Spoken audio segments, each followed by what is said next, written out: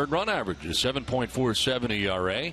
Opponents hitting just under 300 against him at 297. Does have 23 strikeouts in 31 1/3 innings. He has already faced the Red Sox this season back on April 28th at Fenway. Went 4 innings and they roughed him up. 9 hits and 6 runs. Checking into the Blue Jays defense, brought to you by DraftKings. You have Donaldson, Goings, Travis, and Encarnacion around left to right. In the outfield, Saunders making the start today. He's also a Canadian product. He'll be in left field. Millar in center, and Colabello, the New England native, in right field. Russell Martin behind the dish, and Drew Hutchison, as you mentioned, pitching, who's been blown up his last 2 starts. One of those starts against the Red Sox. Cedarstrom's got the plate today for the umpires. He is the crew chief with Lance Barksdale at first base, Adam Hamari at second base, and Sam Holbrook is the umpire at third. Where available, this telecast can be heard in Spanish by selecting the SAP button on your television remote. Enjoy the game.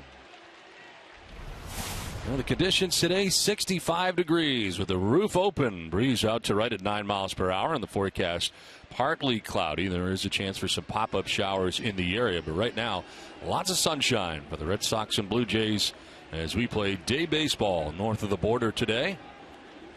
And Mookie Betts to get it started here for the Red Sox. 1 for 4 here last night. One of the 2 Red Sox hits collected in the entire game by the Red Sox last night, and Mookie comes in with a 6-game hitting streak. First pitch of the afternoon is in there for strike 1, and we're underway.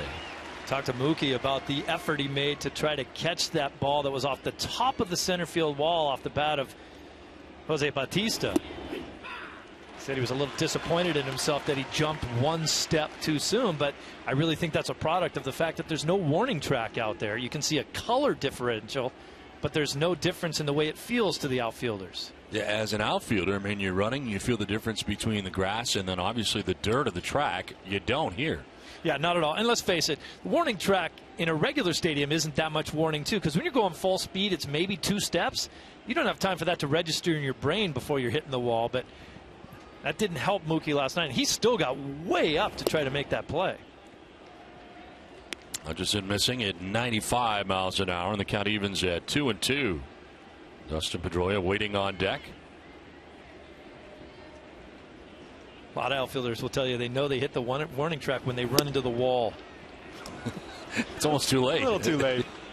You really have to rely on your other outfielders to tell you where it is.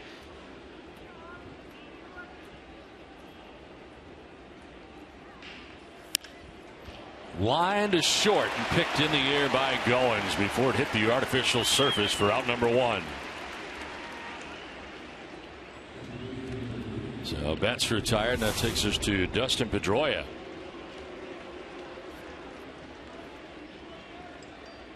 Dustin pretty consistently getting on base lately, too. Yeah, the other hit last night. 1 for 3 in the game. Also got on base with a walk. 13 straight games now where he's been on via either a hit or walk.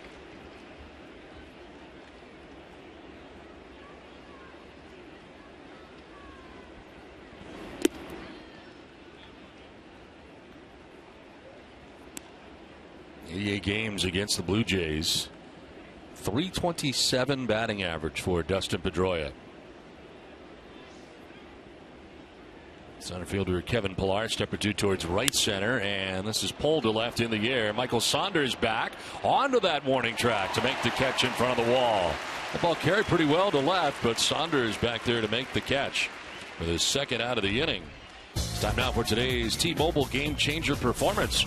David Ortiz's 37 career home runs at the Rogers Center is the most by a visiting player. He has hit 54 home runs against the Blue Jays in his entire career. And David back in the lineup today after serving the suspension here last night that was kind of hanging over his head over the last week plus. Finally came to fruition, and Red Sox really needed his bat in the lineup last night, but he is back in there today. As is Hanley Ramirez waiting on deck.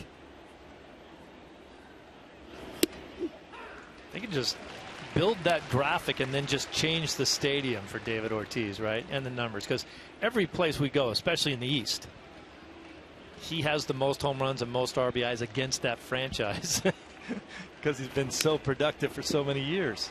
The one guy that he, in the American League East anyway, that seems to be there with him is Alex Rodriguez. Yep. And there you go. 57 home runs against the Blue Jays, the overall leader against Toronto. And it's old friend Manny with 54 as well. In the shift on the right side for the Jays. And that'll miss away.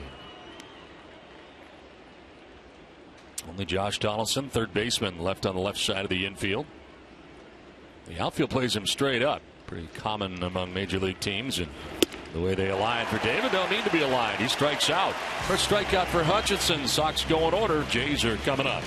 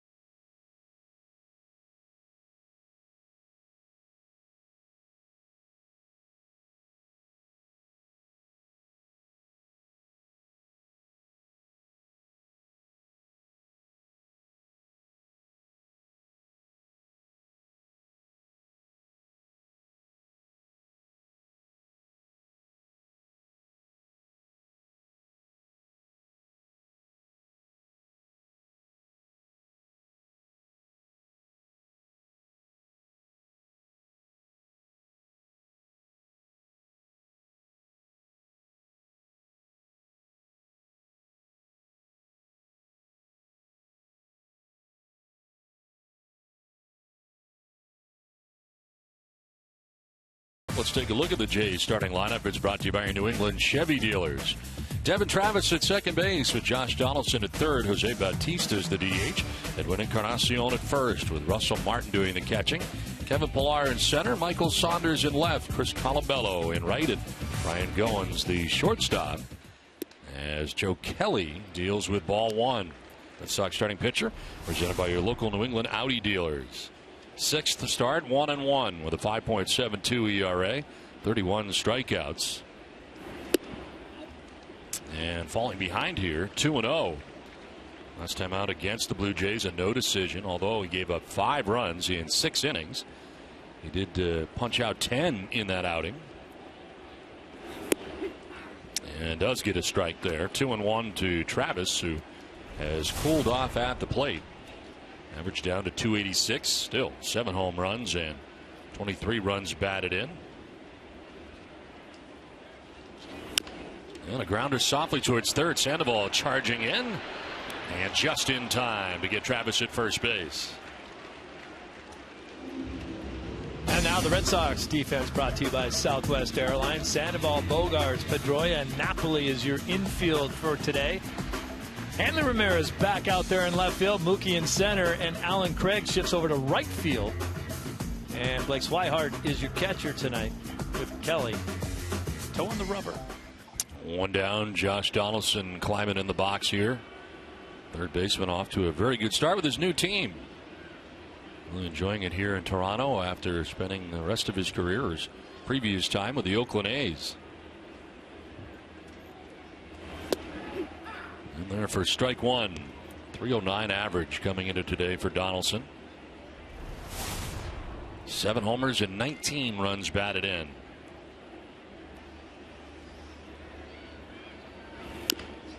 Foul off the shoe tops. And is down 0-2. Of course, picked up his 7th home run of the year here last night. Good low ball hitter is Donaldson. He went down and just hammered that breaking ball. They could not be happier to have him up here in Toronto. Great clubhouse presence. They've got him under contract control for about 3 more seasons, I think. This guy is. The Blue Jays have been pretty good about picking up players that have either had like minor issues with their former teams and end up getting traded here. Danny Valencia was one of those guys. Saunders, another guy in Seattle. Inside out swing and a base hit the other way for Josh Donaldson. So first base runner for either side.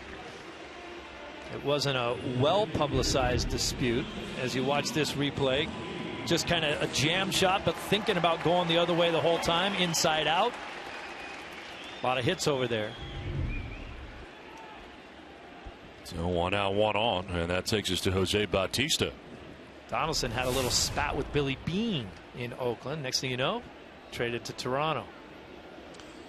Generally does not work out when you have a spat with your general manager. You don't usually win those, I don't think.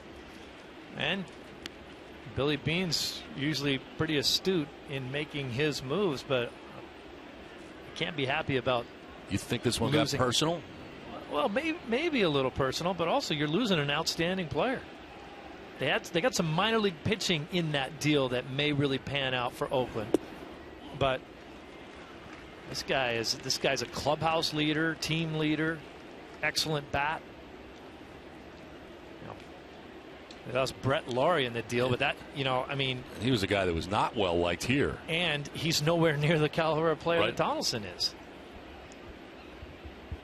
Throw to first, and this will get away. Napoli's got to track it down. Lots of foul ground here, but only one more base for Donaldson. They try to keep him close, and instead he's now at second base. They charge Kelly with the miscue. Well, watch the throw here. It's way inside. It looked like Napoli should have been able to pick that, but the ball rolls away so slowly. In the old turf, I believe Donaldson would have been able to get all the way to third, because that would have gone all the way to the wall, bounced off the wall, and Donaldson would have just kept running. But because of this new turf and how slow it is, he ends up at second.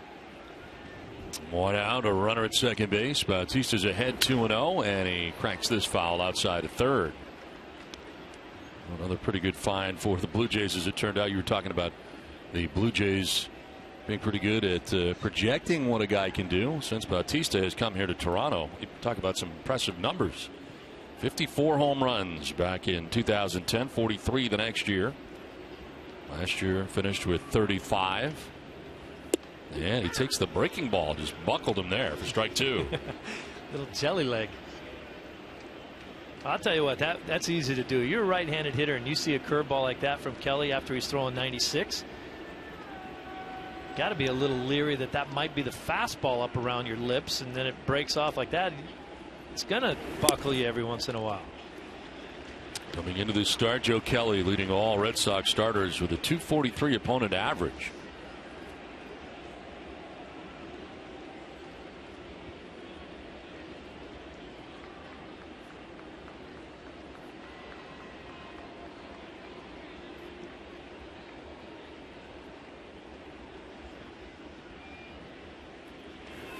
Look out, Bautista jumping back out of the way. A 96-mile-an-hour fastball, but off the mark. And first walk allowed by Joe Kelly of the day. That's what he's got in his arsenal. Well, you throw as hard as he does, you should throw about 70% fastballs, but he's got to command it.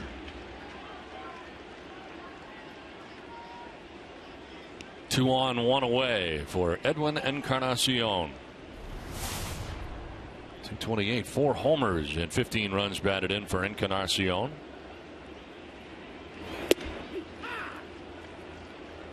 One of the more unconventional, stiff-looking stances at the plate. He looks uncomfortable until he swings. Stiff,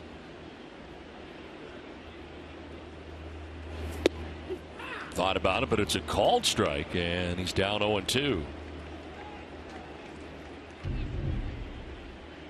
See Swihart lining up on the outer half, and Joe Kelly hitting it perfectly.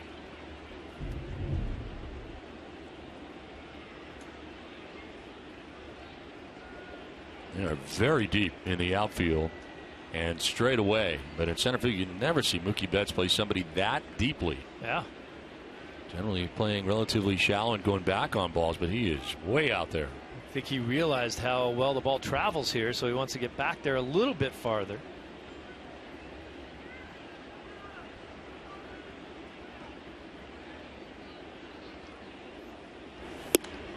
And he yanked that away at 99. I think you got to stay out there. The only pitch that Encarnacion should see inside at this point in this at bat, when you're this far ahead of him, should be something off the plate in to back him away, and then go back either to that slider or another fastball down and away. That skips in and away from Swihart. The runners will advance. Donaldson to third, Bautista to second. Wild pitch assessed to Joe Kelly. Remember, Swihart's still learning the craft back there. He does a pretty good job of getting over there, but that ball bounced in the left-handed hitter's batter's box, so you can't really expect him to knock everything down. So second and third now with one out.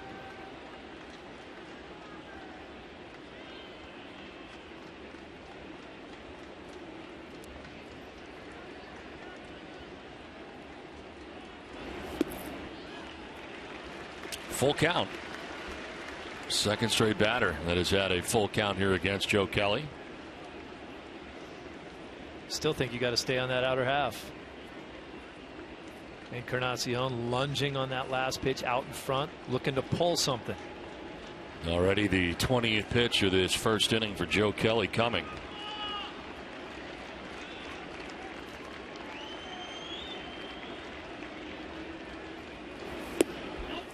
And it's outside. Back-to-back walks it on by Kelly in the first inning. Loads the bases. John Farrell headed to the mound as the acting pitching coach out there in the first inning with only one out.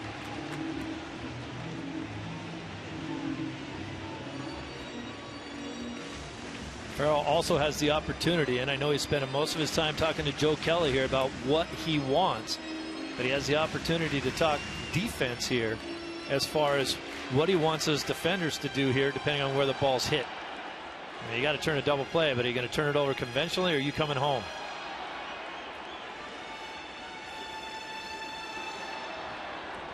Bases loaded, one out. Donaldson at third, Bautista at second, Encarnacion at first. And here is Russell Martin, who's been red hot. He's hitting a .295 coming in. 7 homers, 18 runs batted in with his new team.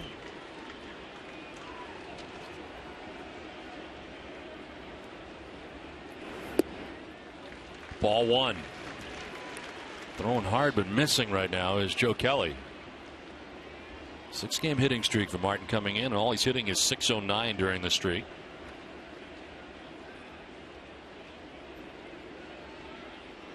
Blue Jays first in runs in the American League, and Martin hits one to right. Craig going back, he'll have room, he'll make the catch, backpedaling, tagging at third and scoring is Donaldson. Tagging and moving to third is Bautista, and the Blue Jays take a 1-0 lead. RBI number 19 for Russell Martin. Excellent at bat by Russell Martin. Lifts the ball in the air, so he's ensured of getting one run. Drove the ball to right field. Had a chance to maybe get a hit and get even more, but didn't go up there trying to pull everything and yank it to left field. Did his job. First and third now with 2 down, and here's Kevin Pillar, the center fielder for the Jays.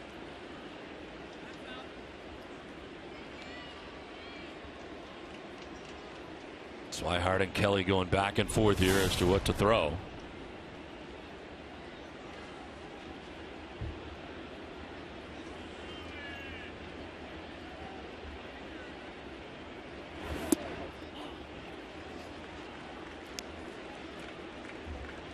are leading the Blue Jays in doubles. Got 9 of them on the year.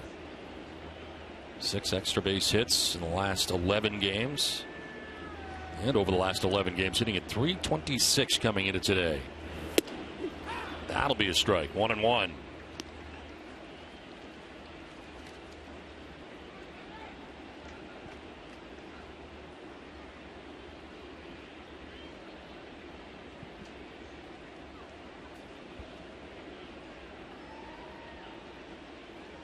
Taking off at first is Encarnacion. The throw down there is not in time. Stolen base.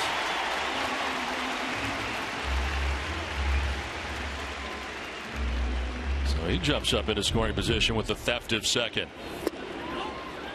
Good strong throw by Swihart, but the jump was too big.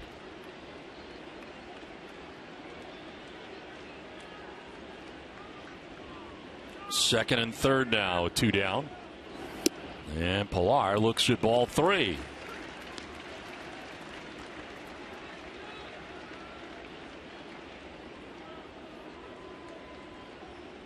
Michael Saunders waiting on deck. Blue Jays have already gathered a run here in the bottom of the first inning.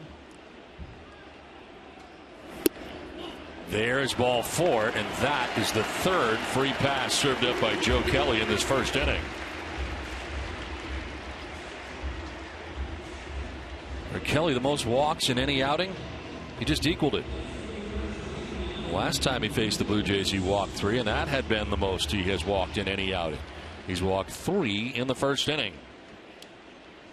It's amazing what you're seeing with the pitching staff here with the Red Sox, and offensively too, with the guys not hitting, but every guy that takes the mound on a given day when it's their turn understands that it's on them to kind of turn things around. I don't know if they're putting too much pressure on each other or on themselves, but it's going in the opposite direction for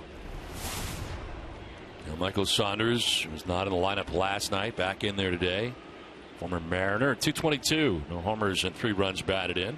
Started the year on the DL. Saunders was shagging fly balls on one of the backfields in spring training and tripped over a sprinkler head and injured his knee.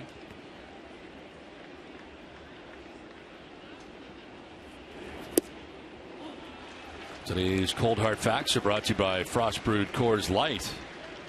Career against the American League East on the road in 8 games and 7 starts. Pretty good coming into today at 5-0 with a 3.86 earned run average. 30th pitch of the inning, and it's chopped off the plate and foul. Steve, if you can get out of this inning giving up just the 1 run, that really will have been pretty impressive. With all the walks, Red Sox need it too. 3 walks, a wild pitch, and a throwing error mixed in.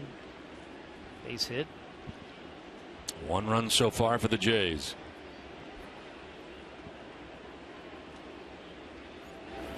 On the ground to third. Sandoval will go to first base, and he will get out of the inning, only giving up 1 run.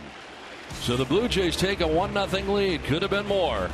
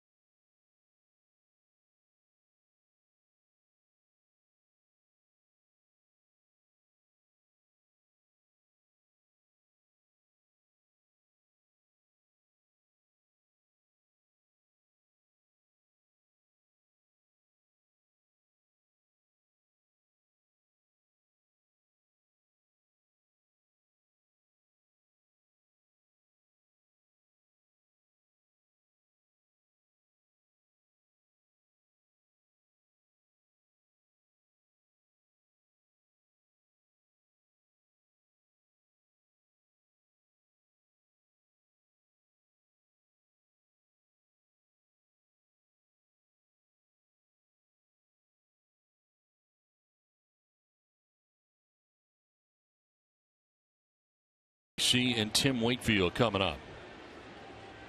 Well, it's on to the second inning back in Toronto. 1-0. Blue Jays have the lead. Drew Hutchison back on the hill. And a 1-2-3 first on 14 pitches. And the return of Hanley Ramirez to the Red Sox starting lineup after crashing into the wall at Fenway Park.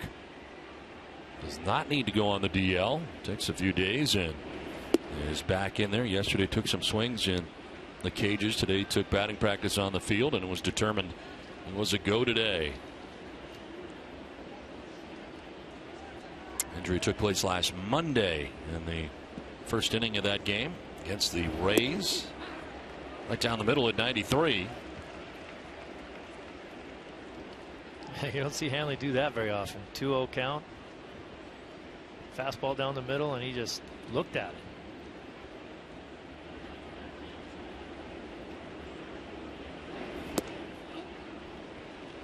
Did he go? No, says Lance Barksdale, first base umpire. That's the kind of play right there that will hurt his shoulder a little bit when he has to check his swing.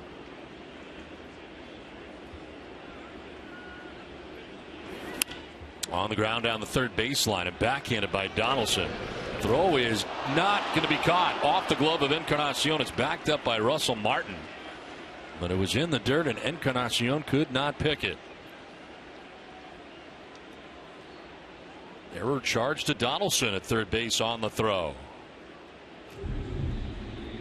Hanley just out in front of this one a little bit, but we know he loves to pull the ball. Couldn't get any lift on that one.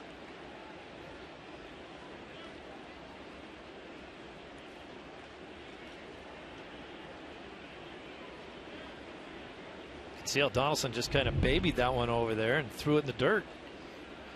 Went off the shin also of Encarnacion. Here is Sandoval. And Pablo takes it down low for ball one. A 288 start to the day. Has 2 homers and 12 runs batted in.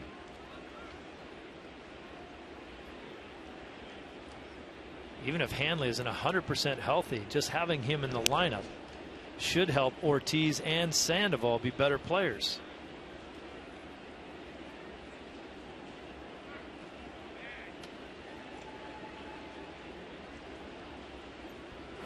One 0 pitch and a swing and a miss.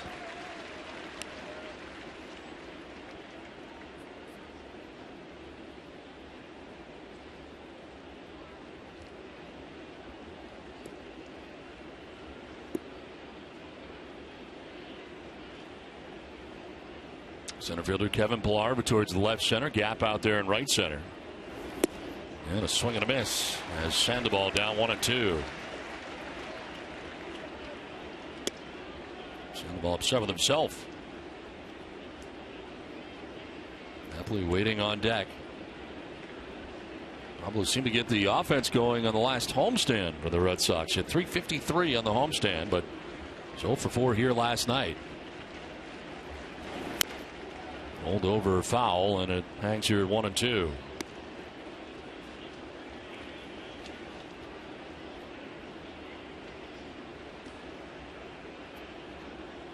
Red Sox have lost 6 of their last 7 games and been outscored 32-15 in those games.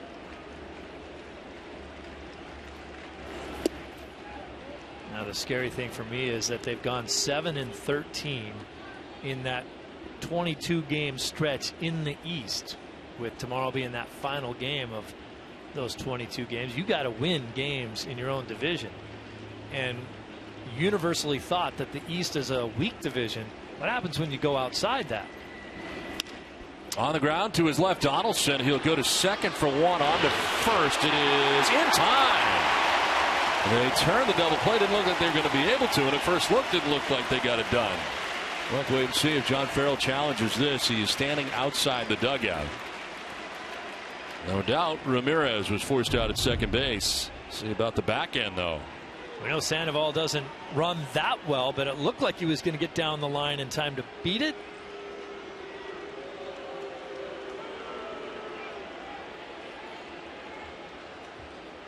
They will challenge. I think he has a funny little stutter step there at the end that kind of cost him some time.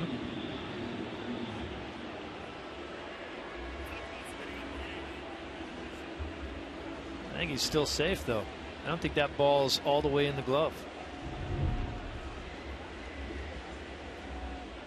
Not seen this before, where they're in the middle of a challenge on the headset. John Farrell or any manager coming out to discuss further what it is that perhaps he is asking for.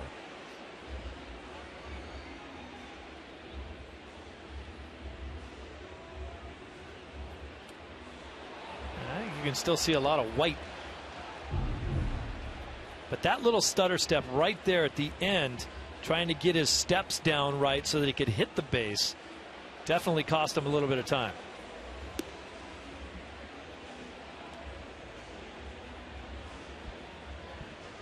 And one of the issues we have seen so far is it conclusive enough to overturn it after the call has been made on the field? And we've seen sometimes that if it's that close that they don't overturn it. And I think that's the way replay was designed. If it's so close that it's really hard to tell, they're going to go with what the call on the field was made, and I think that's the prudent way to do it. Some take longer than others, and this is taking a little longer. See that stutter step just right there, 2 quick steps to try to get his footing correct so that he could get the bag. Cost him enough time to be called out. Umpires turned here and looking up at the big screen to see for themselves what is being discussed in New York. Sandoval's hanging around like he thinks he's safe. See how short those 2 steps are? Yep. In preparation for his arrival to the base.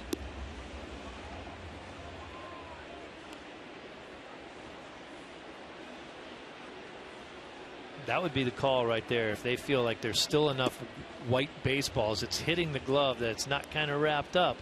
If that's what they determined, then they would say that he was safe. See, there's white showing there. That ball isn't technically caught yet, and it looked to me like Sandoval's on the bag.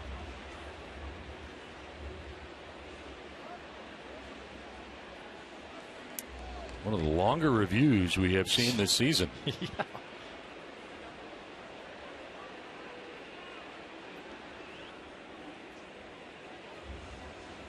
We may have had a longer one earlier this week at Fenway Park, but that was only because the headsets were not working and they had to go into the umpire's room to get the line to New York. But this one, they're clearly talking and looking again and again to see whether or not they're going to overturn this at first base.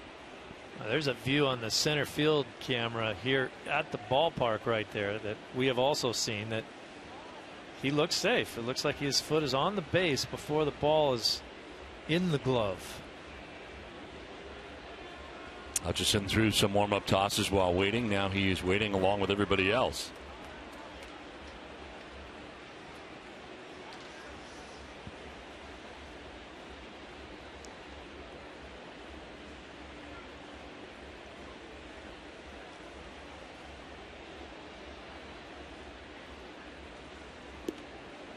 This is bordering on the ridiculous now, isn't it? I mean, at a certain point, you make a decision whether you're right or wrong.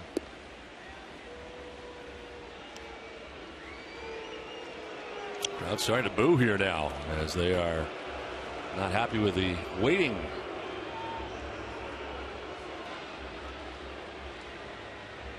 I don't remember one taking this long, at least for Red Sox games. No. We should have put a stopwatch on it. It's been a while.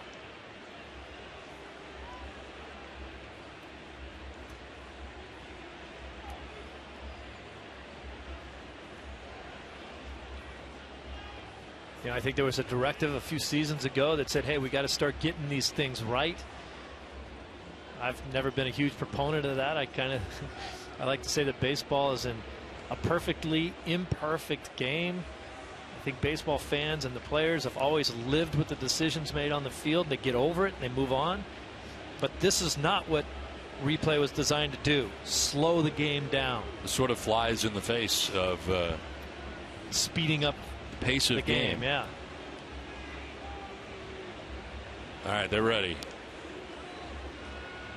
He is safe at first base.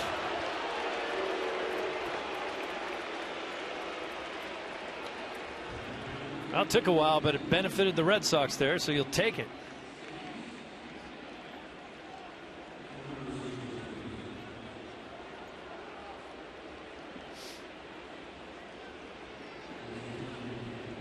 So Sandoval reaching at first base on the fielder's choice.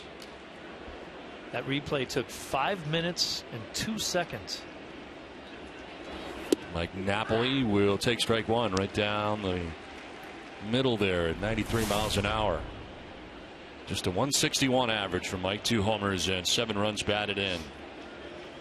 Well, you want some positive news for Mike Napoli. Since he's been in a Red Sox uniform, he's hit 7 home runs in this ballpark in 18 games.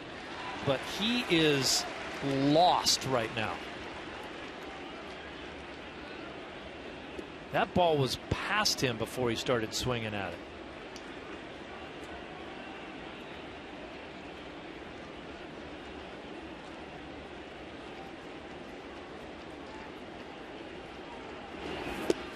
Thought about swinging at that, held off on the pitch down and away.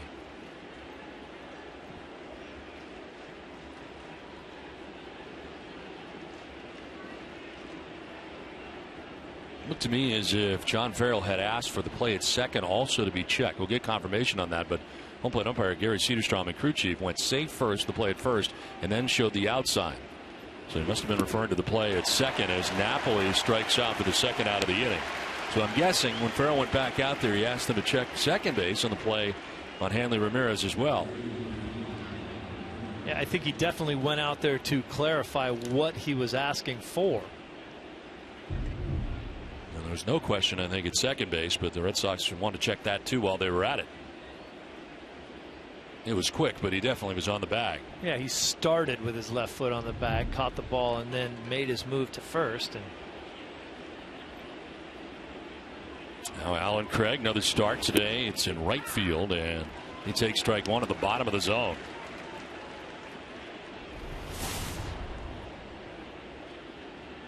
Craig at 146 coming in. 0 for 3 last night. Did get on base, was hit by a pitch as they check on Sandoval.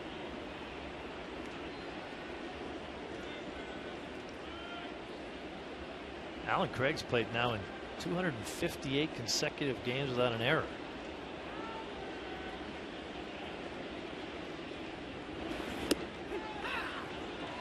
Craig's not been pleased with the strike zone so far. Gary Cederstrom thought one was low and perhaps one inside, but he's down 0-2. The Amico strike zone shows that they were in the zone, but as you said, one at the top, one at the bottom. Maybe that first one's out of the zone. Swing and a miss, strikes out of the one at the top at 95 miles an hour. He's frustrated. So are the Red Sox, who trail 1-0.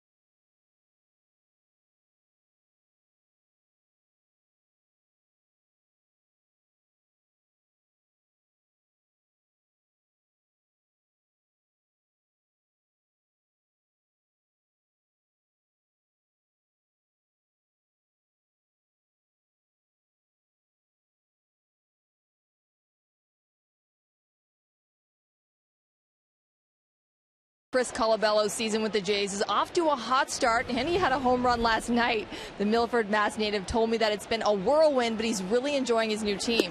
He said that it was difficult dealing with the injury last season, but through all of his years of adversity and independent ball, he never once thought about giving up. Don Steve, he told me, as long as you have a uniform on, you have a chance to make it. It's been a great story of perseverance, and last night, of course, with the home run against the Red Sox. That one runs in on him from Joe Kelly. Was the home run last night. This was an absolute blast. Opposite field.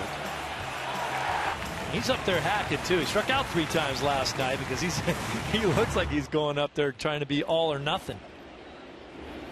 A breaking ball baffles him there as he swings, and it is 1-2. Graduate of Milford, Mass High School and attended Assumption College in Worcester, graduating in 2005. Got off to such a great start with the Twins, and then he had that thumb injury, and that pretty much put his whole year down. He got to the point where he said he was swinging with one arm.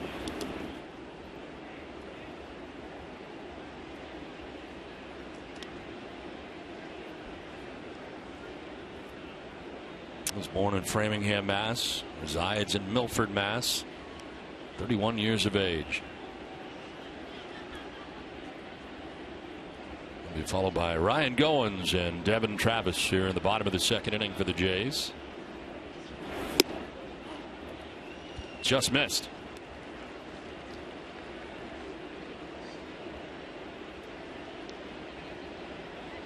Ryan Goins out of the number 9 spot for Toronto. Kelly trying to have an economical inning after a 31 pitch first inning. And he walks the first batter of the second inning. 4 walks in the outing, a season high for Joe Kelly. Join the 2020 Club and enjoy an affordable fun night at Fenway Park. Groups of 20 or more start at $20 each. Visit redsox.com/groups for more information. Lead runner on for Toronto, and it brings up Ryan Goins. You know, Don Kelly has had trouble commanding either one of his pitches that he's been throwing here so far, both the fastball and the breaking ball. But if you've already walked 3 guys and you're looking at the leadoff hitter and you got a 3-2 count, do you throw a breaking ball? And that, don't you got to run that fastball up there and say, I got to get someone to swing the bat? You would think so. On a leadoff walk here to Colabello. His 4th walk of his outing. In at third is Sandoval.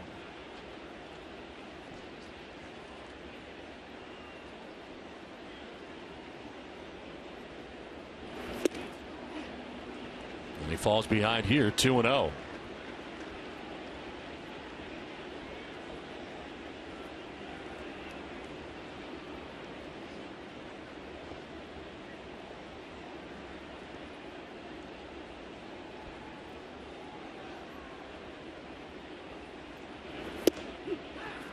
That's a strike, and generous.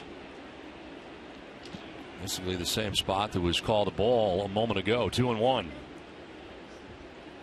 Sometimes when you have the type of movement that Joe Kelly has, you kind of got to ease into figuring out. You know, he literally right now needs to throw the ball right down the middle and let the action of the ball take it to the corners. But that's what's happening right now, is it's going all the way off the corner for a ball. He can't control his movement. It's a curse sometimes to have that kind of movement, to try to settle into your start, to figure out where do I have to throw this to have it end up being a strike. So now he clearly has to move almost on the middle inner half in order to get that thing to tail away and stay a strike on the outer half. To left, and Ramirez backpedaling will get there on the edge of the warning track for the first out, as Goins goes the other way but is retired. 1 down.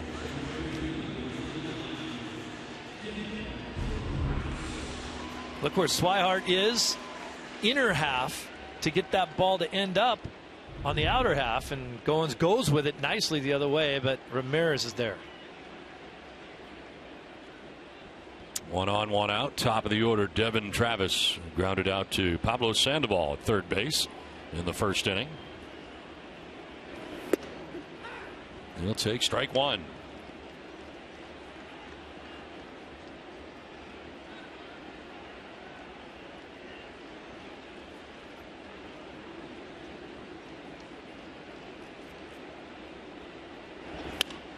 Down the right field line, making its way foul.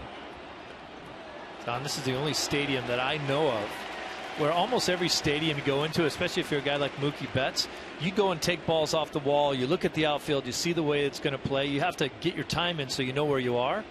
The infielders had to do that too because of the length of the turf and how slow it is. They had to get used to the way the infield plays. I've never seen that in any other ballpark. Breaking ball that time missing. Swihart couldn't find it initially. Kelly calling out Swihart. He crossed up here. That's what it looks like here. Yep. That was a breaking ball, and he was thinking it was going to be a fastball up. So when he's trying to reach up to get a ball that's supposed to be 95 miles an hour, and he gets a breaking ball instead. He's lucky he got any leather on it.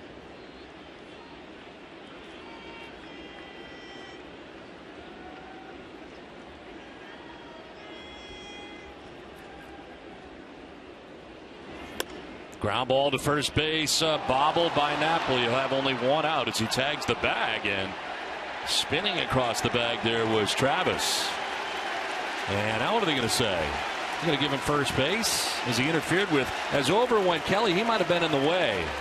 And John Farrell's going to argue they call interference on the play, and I think it's because Joe Kelly may have been in the baseline. Well, we're going to have to see where Travis was on this too, because you have to stay in foul territory as you're running. Napoli does a good job of trying to backhand this ball, but he takes his eye off of it too quickly. Yeah, Joe Kelly's in the way. Yeah, yes, he is. Travis is inside the baseline, though, where he makes contact. And it's an odd rule in the game of baseball because the base is in fair territory, but you're expected to run in foul territory the entire time until you touch the base. What can go wrong is going wrong right now. That's a pretty tough call right there because Travis was inside the line.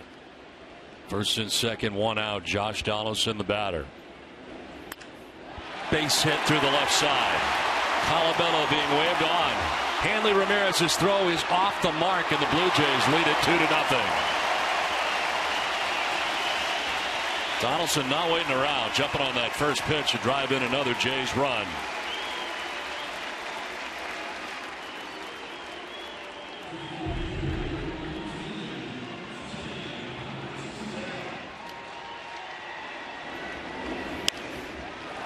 Donaldson, smart hitter. After a little bit of a controversial play, you figure the pitcher's going to come back and try to get ahead.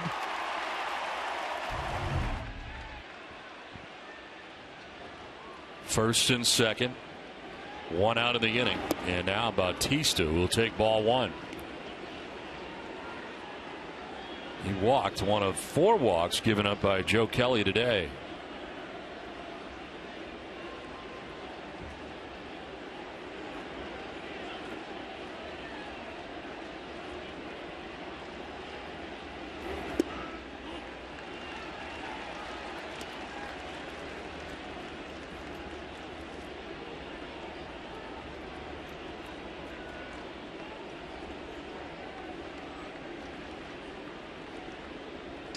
Dangerous hitter up here now with 2 guys on. Fly ball center field. Betts going back will have room, and he makes the catch. Tagging at second base is Travis, who will get to third on the fly out to center field in the second out of his second inning.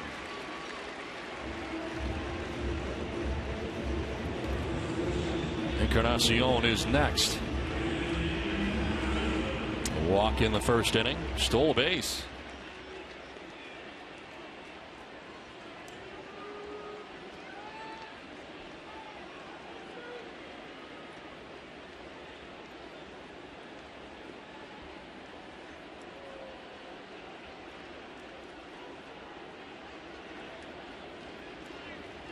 '50th pitch of the outing already for Kelly, and he yanks that outside at 98. It's almost like the harder he throws, the less control he has. When he's taken some off, been in the 94 range, it has been within the strike zone. He's such a maximum effort guy. It's hard for him to hold his mechanics together. Well, and almost getting a piece. Well, Travis at third base at foul ground, or did it get a piece?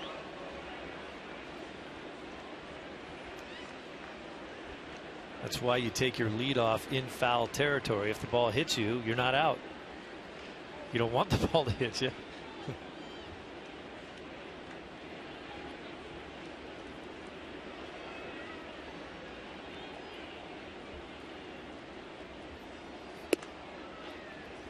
Yep, just overcompensating and just yanking that fastball to the glove hand side.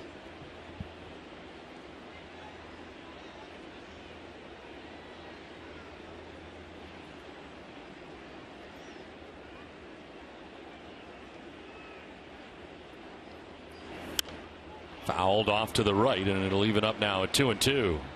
99 on that pitch. Well, it's been a rough one for Joe Kelly so far. Here's a pickoff attempt that he throws away. Donaldson moves up, and then an interference call down the line. Just kind of lost concentration as to where he was. And Travis ran right up his back. A check swing dribbler that is foul. Aggressively out is Swihart. And a foul ball will give Encarnacion another chance.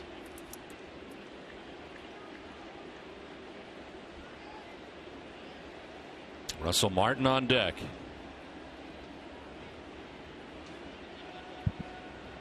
Don Orsillo, Steve Lyons, Garrett Austin coming to you from the Rogers Center in Toronto, where the Blue Jays have a 2-0 lead. Runners at first and third, 2 down. Full count now.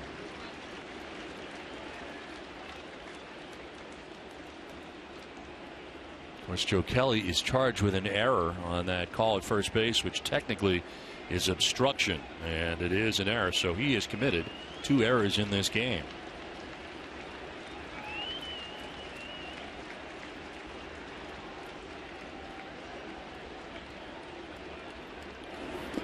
In the dirt for ball 4. Encarnacion becomes the 5th man walked by Joe Kelly. And again, in a 3-2 instance, no fastball. Change up there, it looked like. And all due respect to what he's trying to do, he hasn't had command of the fastball either. That's just a rough outing out there. He's got to try to figure out how to make some adjustments and do it on the fly right now. Bases filled with Blue Jays with 2 down here in the second. Martin had a sac fly on the first, and a swing and a miss for strike 1.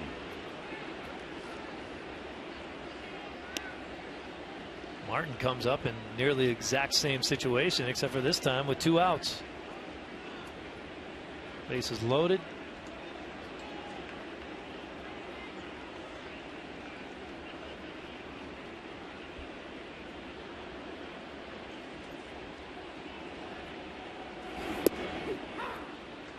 Well, the breaking ball works for him there, and it's 0-2.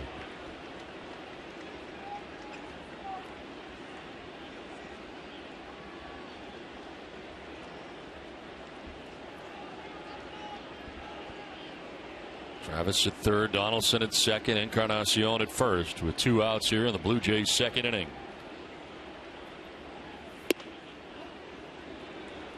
Kelly wanted it, but it was a ball. 1-2.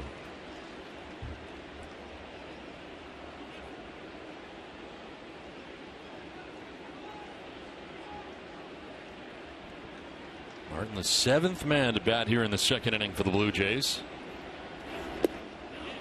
Did he go? No, says Lance Barksdale.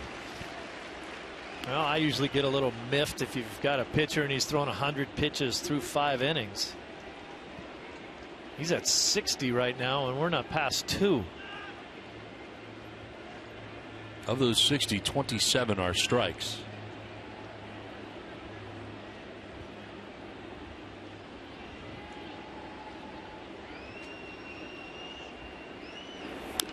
Martin will roll it foul.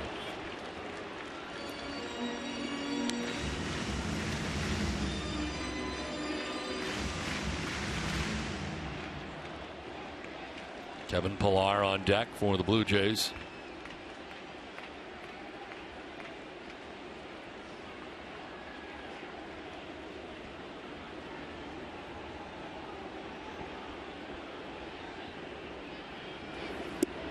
One gets away, slips out of his hand on the breaking ball, full count. So here we go. Everybody's going to be on the move with 2 outs and a full count to the batter.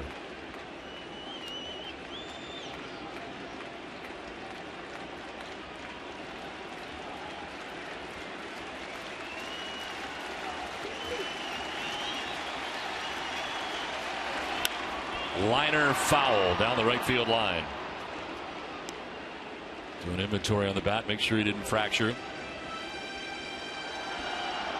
If you're playing defense for the Red Sox right now with all the full counts, all the walks, all the slow play going on right now, especially on this impact pitch with runners running, you got to talk yourself into being overly ready on this play.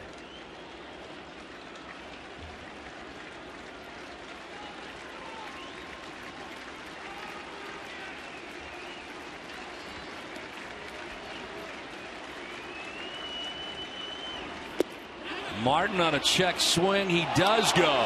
Rung up by Barksdale at first base to end the inning. So the Blue Jays get another run and take a 2-0 lead.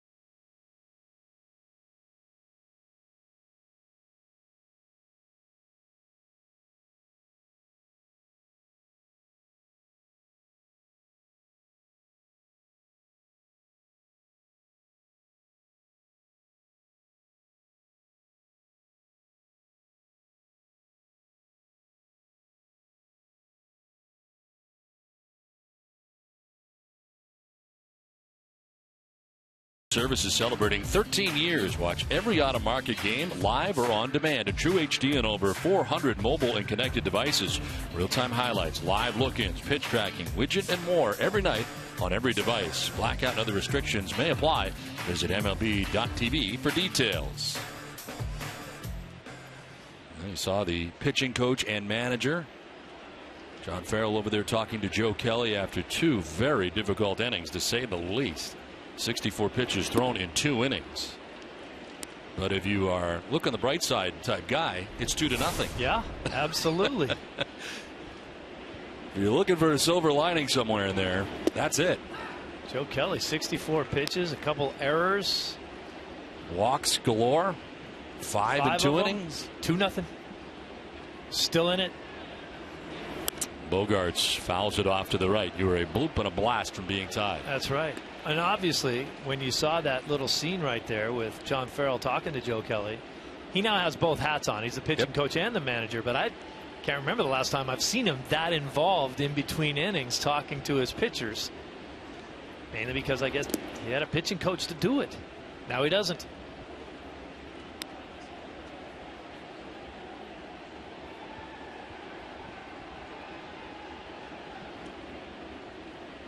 Carl Willis, the new pitching coach, will be here soon. On the ground and through. They had the shift on the left side, but Bogaerts takes it the other way through the infield. And there's the first Red Sox hit on the day. That's just nice hitting right there. They've got a shift on. They're hoping that you roll over on this breaking ball. He just waits and shoots it the other way. You don't want to have a second baseman over there. I'll take lots of hits.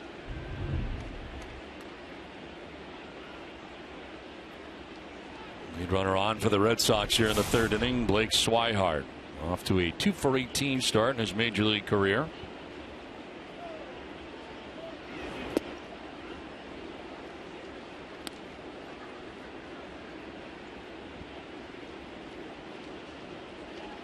Long look down to Brian Butterfield in the third base coach's box, who ran the third base coach's box for a long time for the Toronto Blue Jays.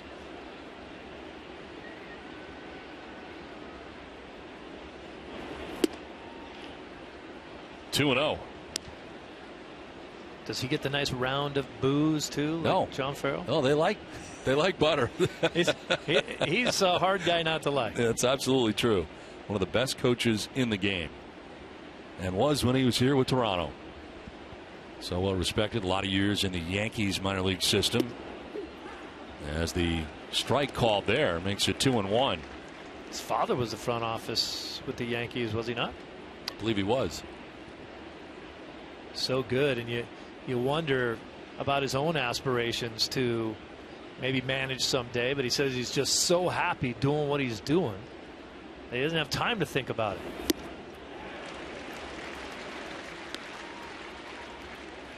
Have you ever tried to beat Butterfield to the ballpark? It's impossible. It is impossible. Especially during spring training. He arrives at 3 a.m. I don't think he leaves. He goes to bed like at 6:30 during spring training every night.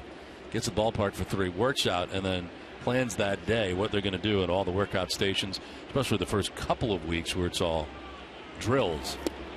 And they get 5 different fields going on at one time. He's got all that mapped out. He runs it all. And it starts at 3 a.m. And if you're managing a team, you want that guy doing that. You want somebody there at 3 a.m. Yeah. I want to show up, look around. How are we looking?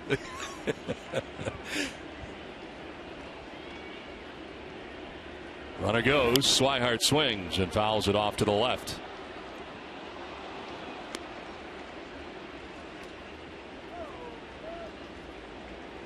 I don't know if that was a typical hit and run, but if it was, good for the Sox. Get something going. Get some movement going. Put some guys in motion. See if you can find a hole.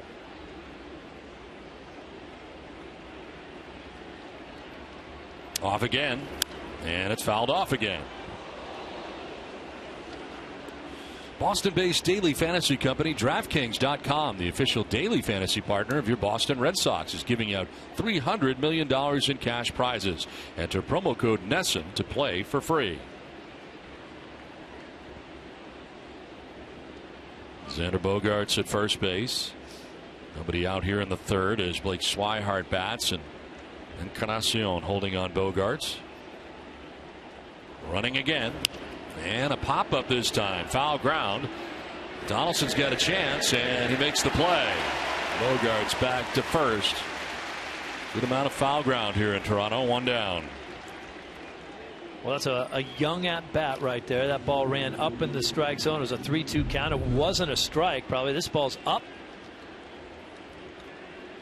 Young, aggressive hitter, wants to make an impression. Makes an out instead.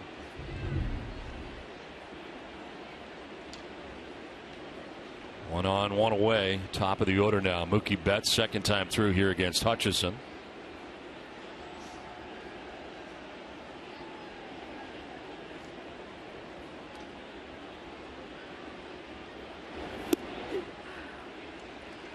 That's lined out to the shortstop Ryan Goins in the first inning.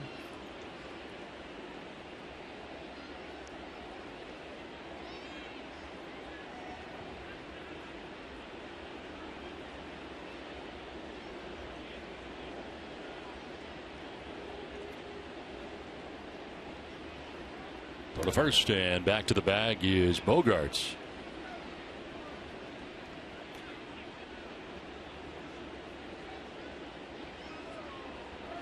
And it was running 3 times, or attempting to, while Blake Swihart was batting before he fouled out. Fouled back, and it's 0-2.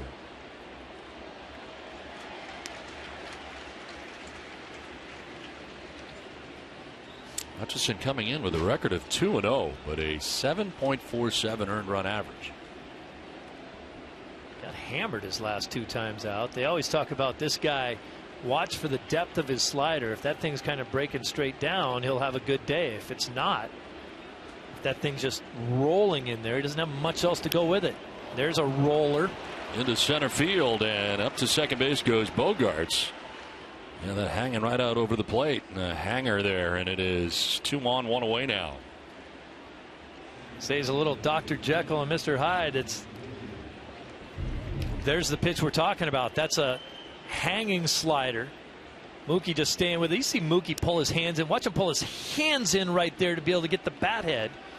Because that's a slider that isn't breaking as much as it's supposed to. It kind of backs up. So Mookie's got to be able to try to get the bat head to it. He just did a beautiful job right there, banging that right back up the middle. 2 on, 1 away, and Dustin Pedroia, the batter. Flight out to the warning track in the first inning in left. Michael Saunders making the catch on the track.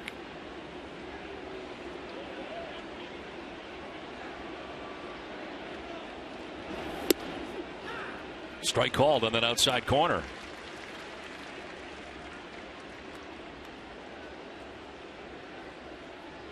Hutchinson has struck out 3 and has not walked anybody to this point.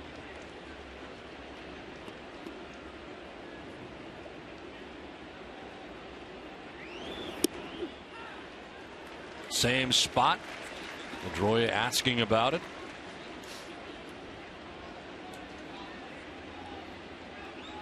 Two pretty good pitchers' pitches right there. Everybody in the Red Sox dugout just kind of trying to catch a break. Seems like nothing's going their way. They're hearing from it from the Red Sox dugout now as well.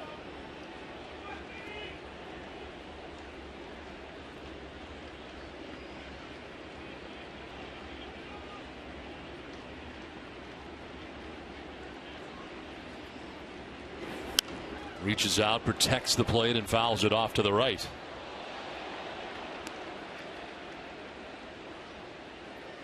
You made reference to the last 2 starts for Hutchinson. 4 innings against the Red Sox, giving up 6 runs in 4, and then the last time out at Cleveland against the Indians, 4 1/3, giving up 6 runs. He's made 4 straight starts in which he's not got beyond the 4th inning. Fly ball foul off to the right, and now second time through, Red Sox trying to have a little more success against him. Again, we'll have a special mid-5th studio show presented by Dairy Queen with Tom Caron and Tim Wakefield. Got your Russell Martin out there to talk to Hutchinson. With 1 out here in the 3rd inning. Red Sox threatening really for the first time in this game. Pedroia saw back-to-back nasty pitches for an 0-2 count. And now has battled and fouled off a couple other nasty pitches.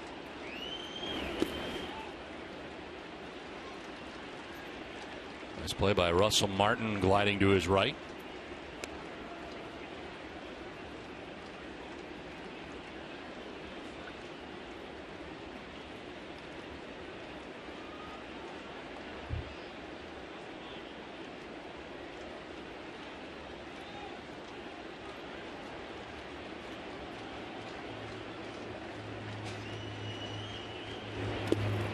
In the dirt, picked on the backhand that time by Martin. He popped up like he was going to fire to second.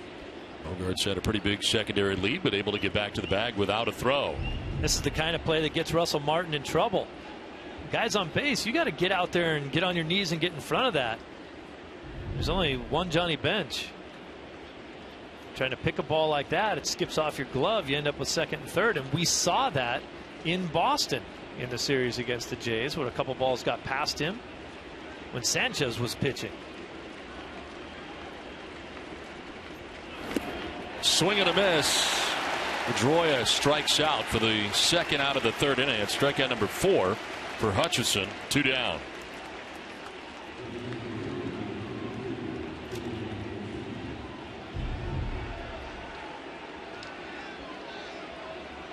That's some nasty late movement on that pitch.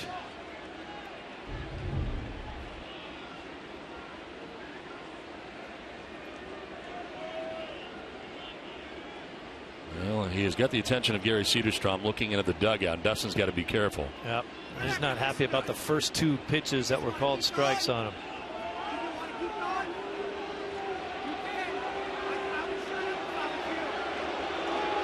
John Farrell is going to come out. He's become part of this conversation, trying to keep his player in the game as well.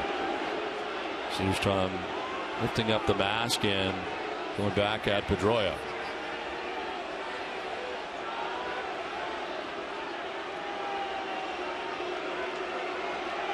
Last thing the Red Sox need right now is to have Pedroia chase from this game. Nope.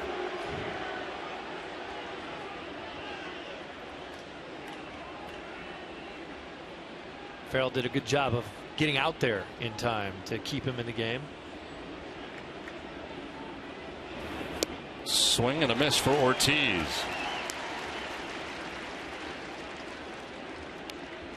David struck out swinging in the first inning. Shift on per usual here on Ortiz. Pretty customary on the right side.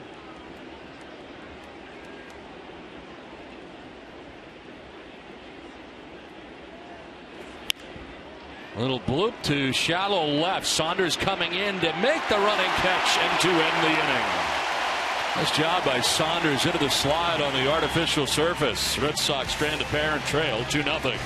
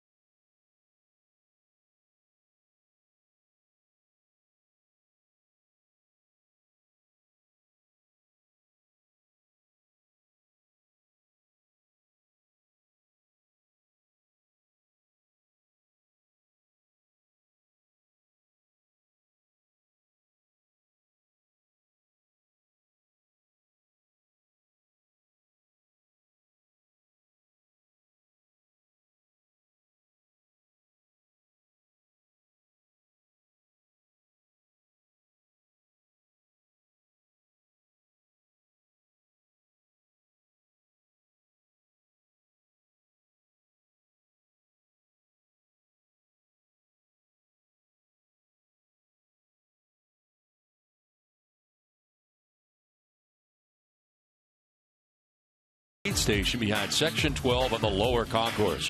DMC is the official hospital of the Boston Red Sox.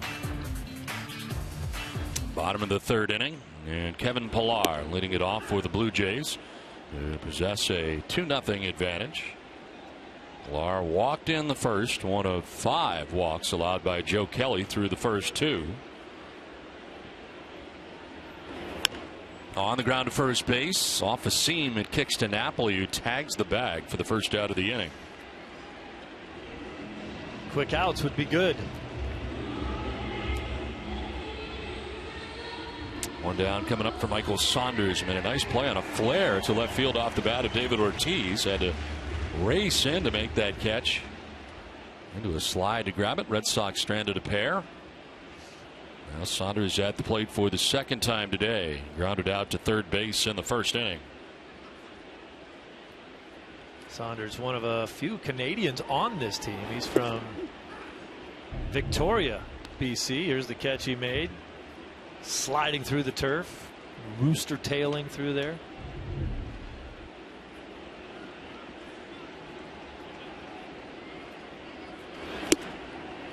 Late on the 97-mile-an-hour fastball right down the middle. When Saunders was with the Mariners, he was injured a little bit. They questioned his toughness a little bit, but most people called them, they said he was their best pure athlete.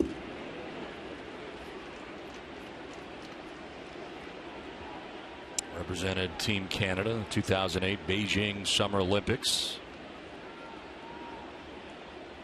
And played for Canada in the 2013 World Baseball Classic. He's now 28, along with another Canadian, Russell Martin. From Montreal. They're on opposite sides of the country, but. Liner to right. Craig came in, now goes back in a late lunge, able to make the catch. Oh, and headed right for him, and he started in, but recovers. Catch a special Mother's Day edition of Nesson Clubhouse tomorrow at 11:30. D'Angelo Ortiz learns some hitting tips from Xander Bogaerts. Justin Masterson takes the hot seat in small talk, and Mom's favorite foods are discussed. Catch it all tomorrow at Nesson Clubhouse, presented by Delta Dental of Massachusetts. 2 down in the third for Chris Colabello. Grounded to short, and Bogaerts gathers and throws. Finally, an economical inning for Kelly, who needed it very badly. First 1-2-3 inning. It's 2-0 Toronto.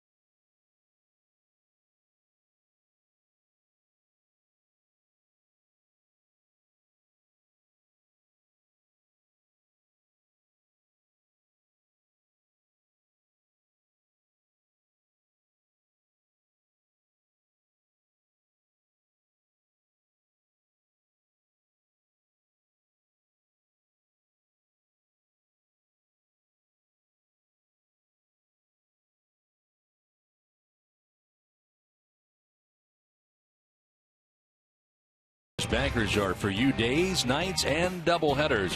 To see why we've been named the #1 SBA lender in New England, visit easternbank.com/smallbiz. 2-0. Blue Jays on top of the Red Sox. Hanley Ramirez leads it off. Reached on an error committed by Josh Donaldson in the second inning. Throwing error.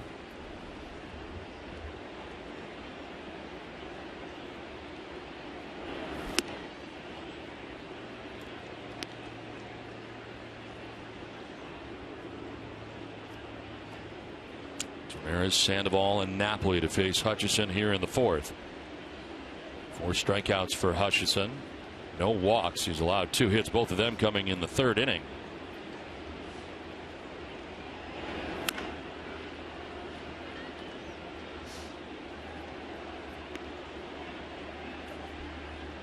Hanley can get very, very pull happy.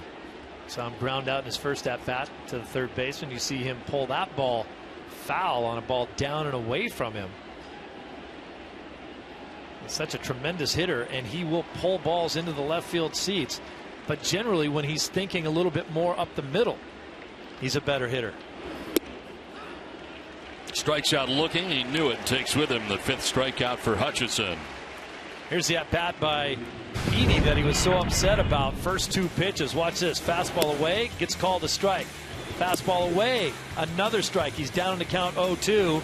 Then he fouls off a fastball and again. Then a slider that misses, and this changeup, or there's a fastball, and then a changeup to get him swinging.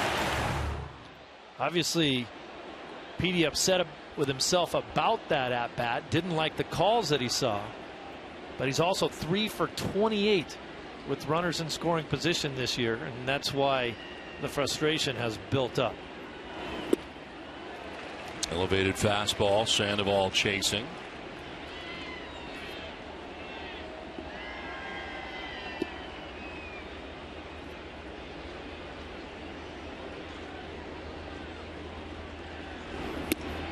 Try to go a little higher. See if he would chase that. Why not? Everybody in the league knows Sandoval wants to swing the bat.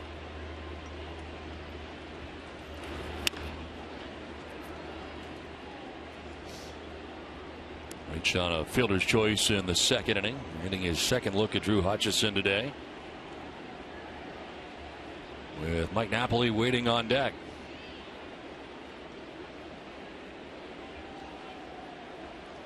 Sandoval so far this season still not even in double figures in walks. Opposite field, base hit for Sandoval. Red Sox get their 3rd hit of the day. Now Monday on an all-new episode of NESN Next Producer. You've seen the films from the outstanding student filmmakers. Now the 4 finalists are revealed. Here are the critiques from Hollywood judges. Brad Falchuk, co-creator of Glee, American Horror Story, along with legendary TV executive producer Tom Werner. Hear what it will take to become NESN's next producer Monday at 8.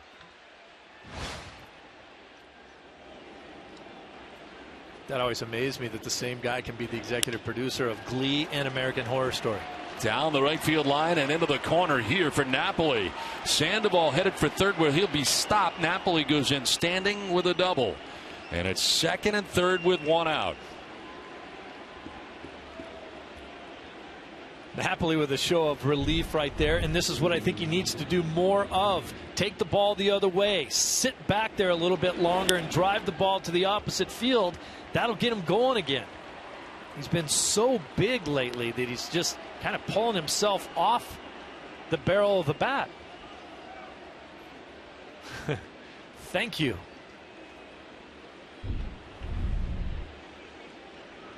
Second and third, 1 down. Alan Craig, a strikeout victim in the second inning. Tying runs in scoring position now for Boston. They've left 3 men on through the first 3 innings.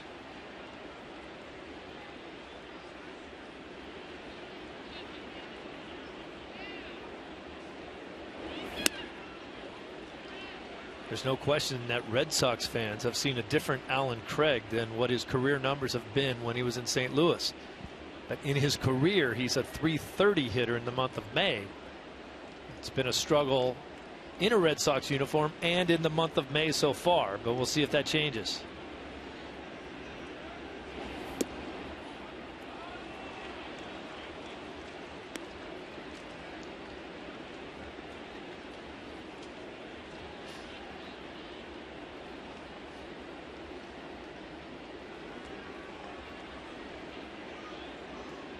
We've said it many times about runners in scoring position, ranking second in the majors in the last 4 years with a .355 average with runners in scoring position. Chance here to get it done. And he takes strike one. It's cruel sarcasm, but when you see a period like the Red Sox have been going through with the futility with guys in scoring position, at what point do you stop calling them runners in scoring position if they never score? Broken bat, soft looper that is caught at shortstop. Ryan Goins on the backhand makes the catch. Bat was headed out towards him. The ball was headed out there. Donaldson couldn't get it. Goins does. 2 outs in the inning. Showing a significant amount of range right there was Goins on a soft liner. He's not even in your picture when this ball's hit. Donaldson's not going to get it. Goins does. He has made some very good plays in this series already. I mean, if that ball drops, you're talking about 1 run scored, and you're looking at first and third again.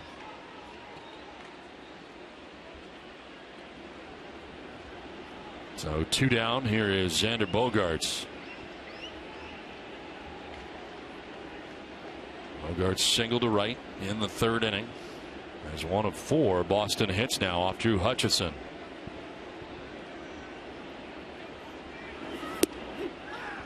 Strike over the outside corner as Bogaerts looking back.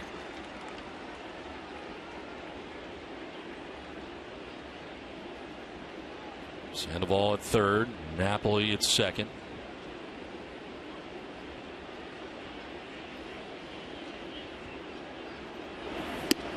Look out. Late reaction to a 94-mile-an-hour fastball running in. It's almost like he didn't get a good look. They got to protect against that slider down and away, so you're leaning out over a little bit.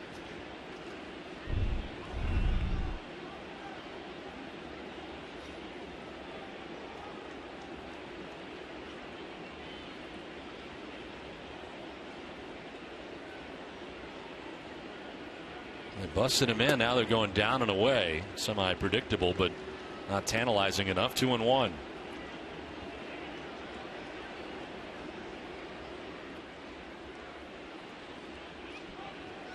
He's been the guy for the Red Sox with runners in scoring position. Xander Bogaerts. He's got Sandoval at 3rd, Napoli at 2nd. They could use a clutch hit. In again at 94 and missing.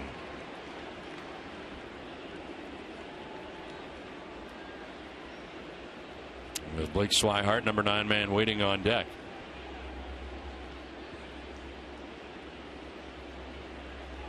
Look for 1 pitch in 1 location right here. If you have the plate discipline, do it. Swing and a miss. 95 on the fastball. Full count. I think he got the pitch he wanted, just didn't hit it.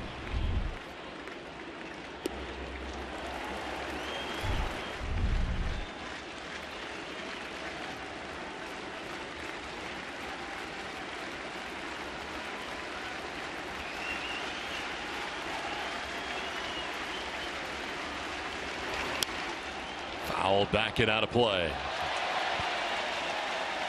Today's suits are designed by Joseph Abboud, custom made in the USA from fine Italian fabrics, now available at Men's Warehouse.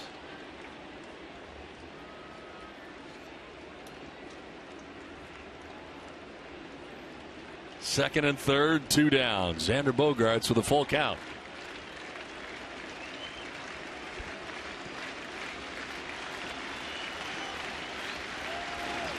On the ground to short. Goins to his left. Inning over. And yes, the Red Sox have stranded 2 more. 3.5 done, 2-0 Toronto.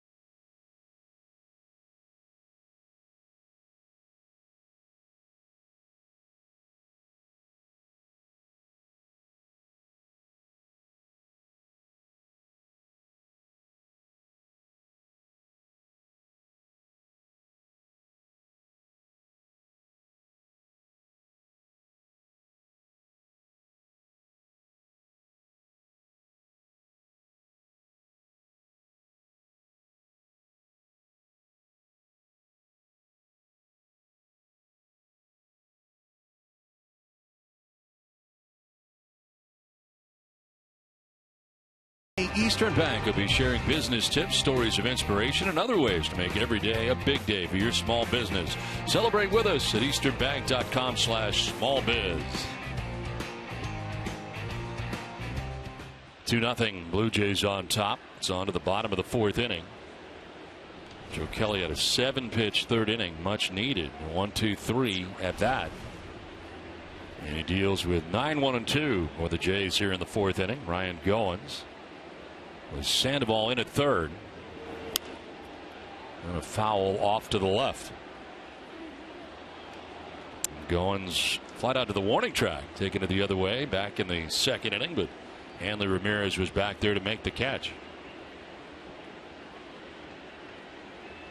This is as big a crowd as we have seen here in Toronto in some time. And a beautiful day. The roof is open and the fans are here. All decks being used in this game here today. Is Goins with a swing and a miss. He strikes out. Send it down to Guerin. You know, the AstroTurf is the most recent change, but there have been a lot of changes here at the Rogers Center since it opened in 1989.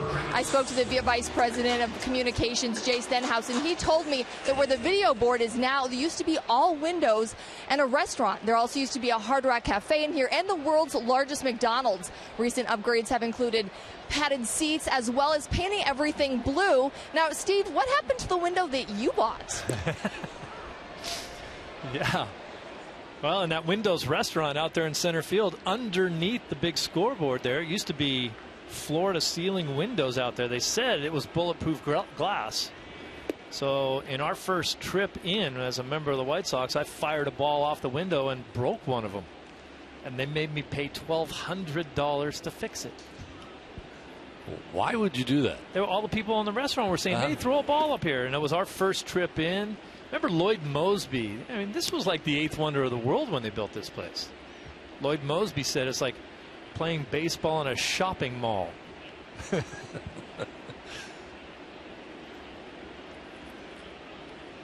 Now here's a 2-1 to Devin Travis. So did you have to pay it before you left? Did you get a bill in the mail? I mean, how did this work out? I actually got a bill when I was then later playing for the Red Sox again. They thought Bobby Thigpen did it. He and I look a little bit alike. I was the player rep for the White Sox at the time. I took the blame for it, but I said, hey, let me go talk to someone. This can't really be a $1,200 bill. They have to have some kind of insurance. And they said, yeah, we do. Our deductible's $10,000. You pay the $1,200 to fix it. Wow. So you got the better deal in the end. I guess. They said they had to bring a crane in to fix the window and replace it. It was ugly. I couldn't talk my way out of it. No. Another walk here for Joe Kelly. That's now 6 in the game as he walks Devin Travis with 1 out in the inning. So much for the bulletproof glass. I had a good arm, but not that good. So it didn't shatter. It just kind of. It shattered. It just didn't break out. Now those windows are gone, and now it's a really good standing area that is at full capacity out there right now. It is a great vantage point. I think the basic architecture of the thing is exactly the same. They just took all those windows out, and now you have kind of an open air area there for all those people to stand and watch with little ledges. You can set your hamburger down or your drink or whatever you've got going. Looks way better. But those used to all be seats in a restaurant, and the people right there in the front row were like, hey, throw a ball up here. I did. A costly ball. Yeah.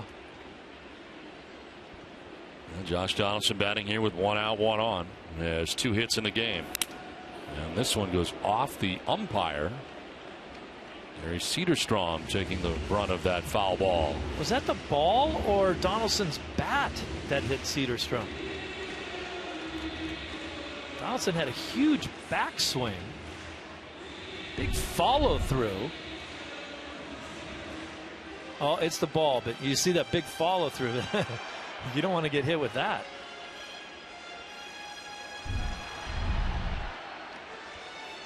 Guy's been around a long time.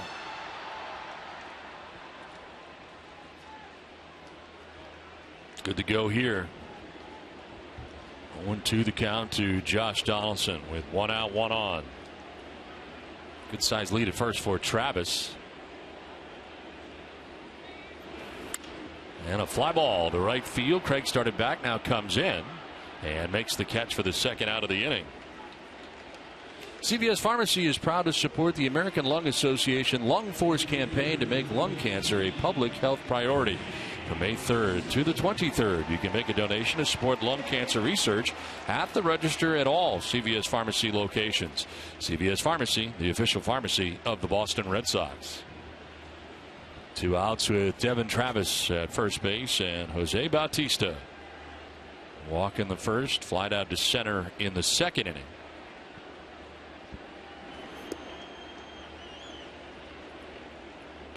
I think that's a show-me pitch right there inside. I think they'll work him the rest of that bat away.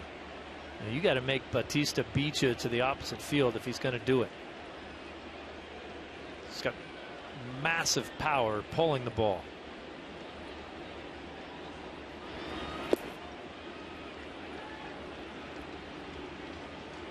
I'll remind you, we'll have a special mid-fifth studio show presented by Dairy Queen with Tom Caron and Tim Wakefield coming up.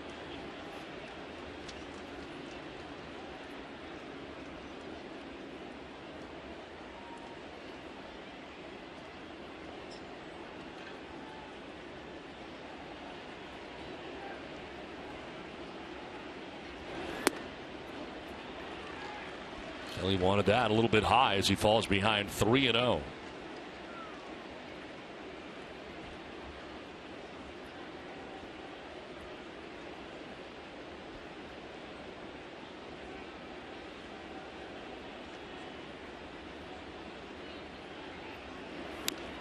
Big swing from Bautista as always, but this one, as he gets the green light, 3-0 and fouls it off.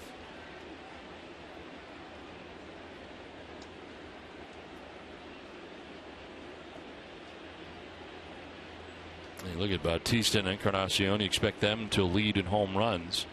So far, Josh Donaldson and Devin Travis, both with 7 home runs on the year to lead the club. Not the 3-4 guys. There's ball 4, and Bautista has walked again. That is walk number 7, given up by Joe Kelly, and the second walk of this, the 4th inning. Oh, right when you feel like he's starting to settle down and get some quicker outs, 2 more walks in this inning. Go to work on Encarnacion now to see if he can get out of the inning. This is the most walks in Joe Kelly's career. He had walked 6 previously back in 2014 with the Cardinals against the Astros. This one fouled back. This season, the most walks in any outing is 3, and that was against these Blue Jays back on the 27th of April. It's 7 walks in 3 2/3 innings.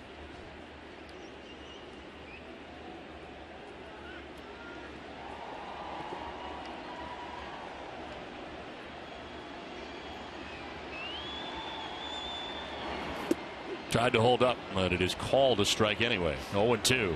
Kind of a modified shift that the Red Sox defense is putting on with Encarnacion. You see where Mike Napoli is playing. That lets Bautista get an enormous lead off of first base. So any ground ball hit to the left side, they're going to have to go to first base with it to get the out. They're not going to be able to go over to second and get the play there. Bautista will either put so much pressure on that player at second or just beat it out outright. So Sandoval and Bogarts have to be aware of what kind of lead he's getting and understand that if it's a ground ball to them, they better throw to first base.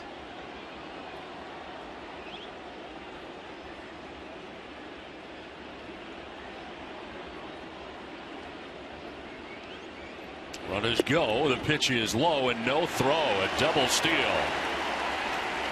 Travis to third, Bautista to second.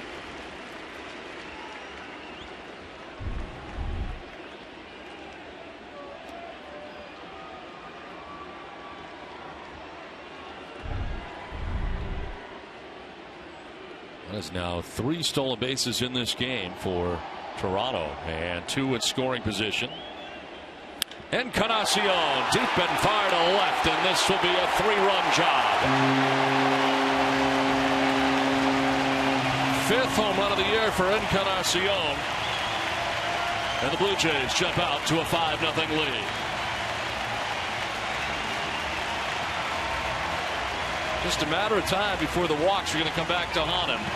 7 in the game and 2 walks this inning. They both score. Hanging breaking ball right in his face. Wow, these guys, especially for the Blue Jays, they just don't pitch pitches like that. We talked about having to try to make those guys beat you to the opposite field. That is not the opposite field.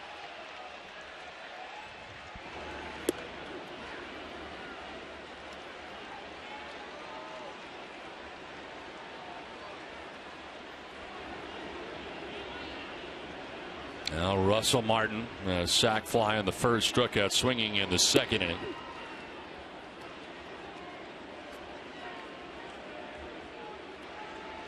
To this point, we have not seen any action in the Red Sox pen.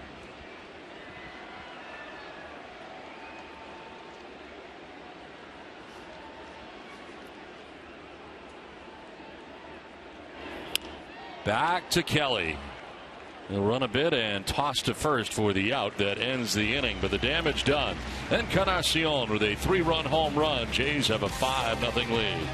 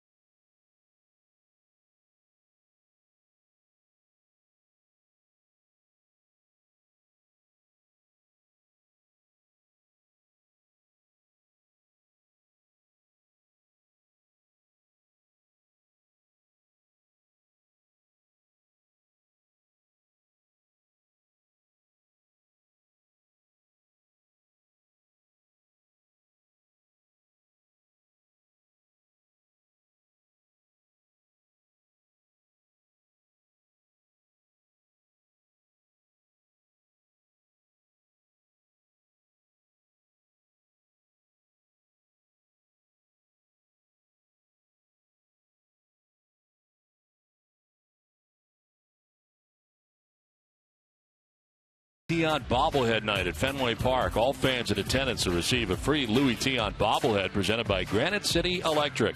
Visit redsox.com/promos for more info to purchase your tickets now.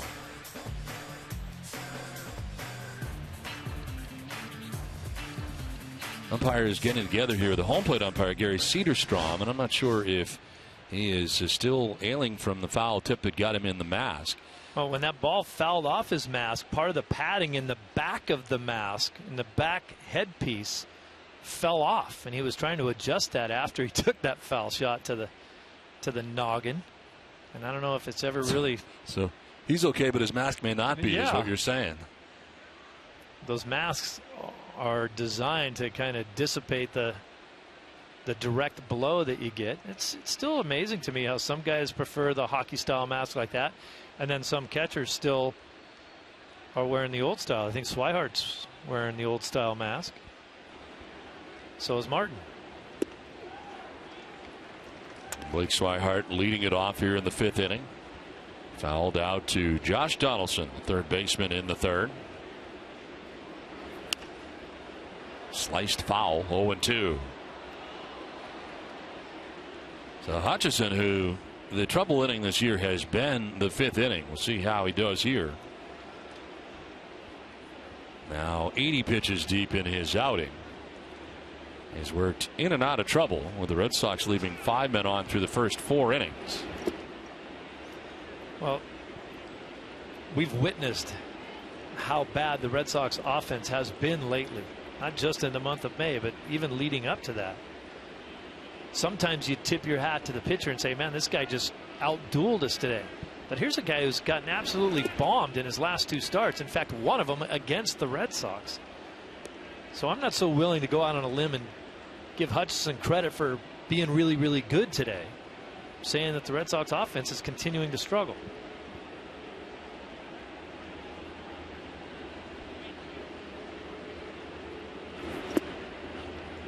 Tad low. Hutchinson wanted it.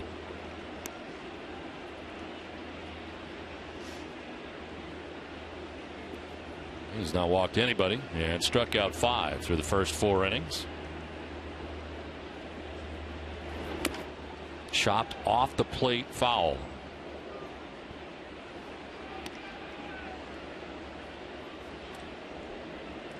With Betts and Pedroia to follow here in the top half of the 5th inning.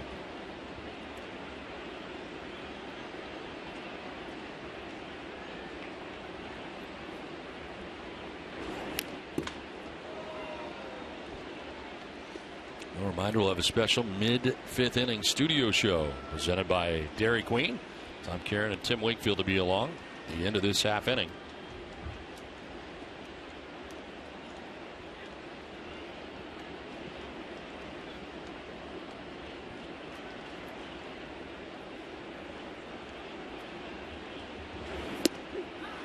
Strike 3 call. Swihart knew it. Strikeout number 6 for Hutchinson. 1 down in the inning. Getting quite a few called third strikes on pitches on the corners. Hanley Ramirez, now Swihart. Lincoln Insurance, great service, great coverage, and a great price for auto, home, or life insurance. 1 out here in the 5th, and here's Mookie Betts. Lined out to the shortstop in the 1st inning, singled to center in the 3rd as one of the 4 Red Sox hits. And the Red Sox are out hitting the Blue Jays 4-3 despite trailing 5-0. You take into account 2 errors committed by Joe Kelly in this game and 7 base on balls. So the Jays have had plenty of extra base runners despite not having a lot of hits. Line down the left field line, a fair ball. That's headed towards the left field corner. Saunders over to play it. And over to second goes Mookie Betts with a 1-out double, his 2nd hit on the day. When was the last time you saw a turf field have a ball hit down the left field line and the ball doesn't get down to the wall? The left fielder actually has to come running in to get it. It's a double either way because it's so slow down there. Mookie's able to get to second base because the ball stopped before he picked it up. That's slow turf. 1 out, a runner at second for Pedroia. Dustin 0 for 2. He is flied out to the warning track and left. And struck out swinging in the 3rd. 6 strikeouts for Hutchinson. And may remember in that last at bat for Dustin, he had a lot to say after striking out. It was more about pitches 1 and 2 than anything else. Not waiting around this time. That's a base hit into right field. Mookie Betts being waved around. He will score, and the Red Sox are on the board. Dustin Pedroia drives in the Red Sox first run, picks up his 13th RBI, and it's now 5-1 Toronto. Big hit for Dustin Pedroia here, going the other way. That looked like they were trying to go away with that same fastball, but that thing tailed back out over the middle of the plate. Dustin hammers it after going 3 for 28 with runners in scoring position. He drives one in. About a game and a half since the Red Sox scored a run. 1 out, 1 on. David Ortiz, the batter. Called a strike. He struck out swinging and flied out to left. Keep the shift on the infield here with the double play possibilities.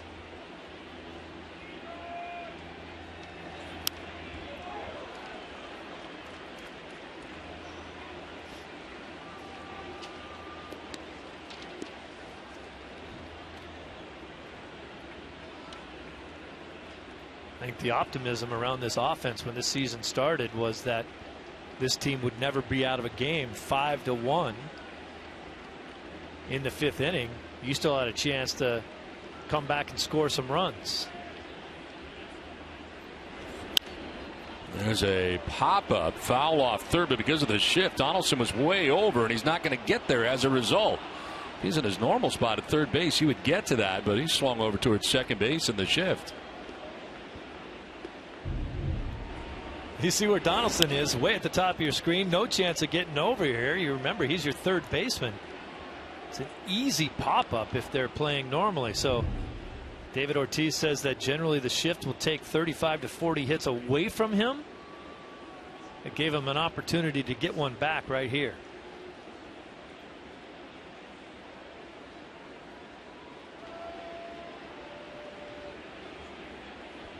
One out, Pedroia held on at first base. In the dirt, and it kicks off the catch of Martin. No advance for Pedroia at first. In the midst of game 2 of a 3-game series between the Red Sox and the Blue Jays from the Rogers Center. Don Orsillo, Steve Lyons, Garrett Austin. Red Sox getting their first run of the day on a Pedroia base hit to right. Scoring Mookie Betts and has Boston on the board.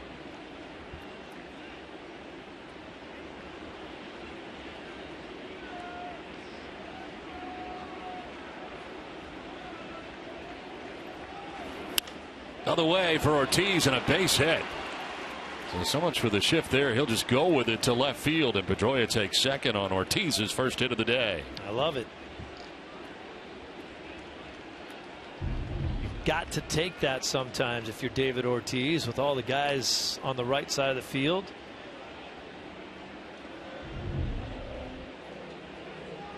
I'm going to talk about all the problems that Hutchison has had here in the 5th inning. And John Gibbons out there to talk with him here. Liam Hendricks warming in the pen for the Blue Jays. And just a conversation here for Gibbons. Talk about the potential ability for this offense to make a huge comeback in a ball game. So far this season, if they're trailing after 6 innings, and we're not there yet, they're just 2-13.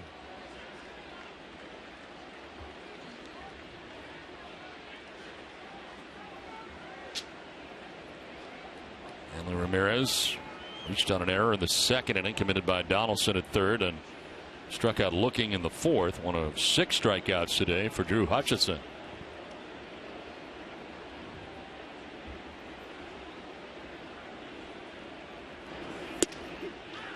There's strike 1, and Hanley didn't like it.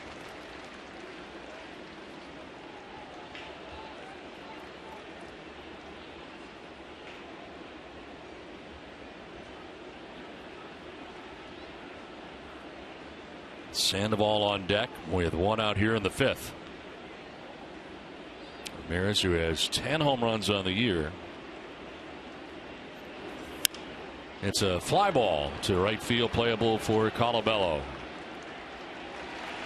Bluffing as if he was going to tag up was Pedroia. Does not go anywhere, but does draw a throw. 2 outs in the inning. Don't forget, at the end of this inning, we'll have a special mid-5th studio show presented by Dairy Queen. See what TC and Wake have for us.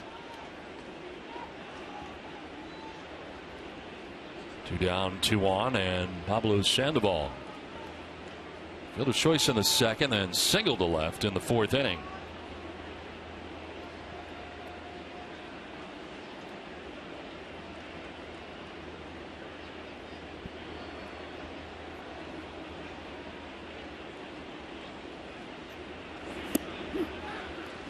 Keep talking about that mid-5th studio show with TC and Wake. I'm telling you,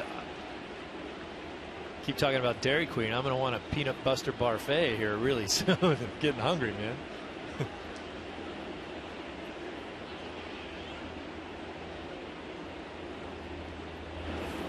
Inside, that'll straighten up Sandoval.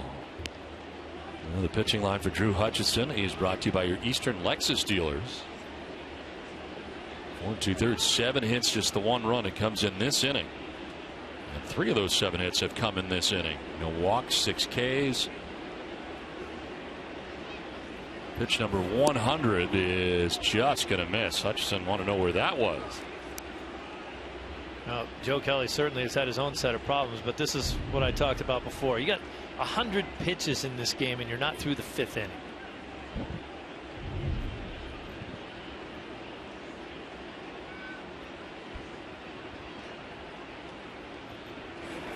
Sandoval jumping back out of the way of that, yanked the 96-mile-an-hour fastball down by his ankles. Napoli on deck, 2 down here in the 5th.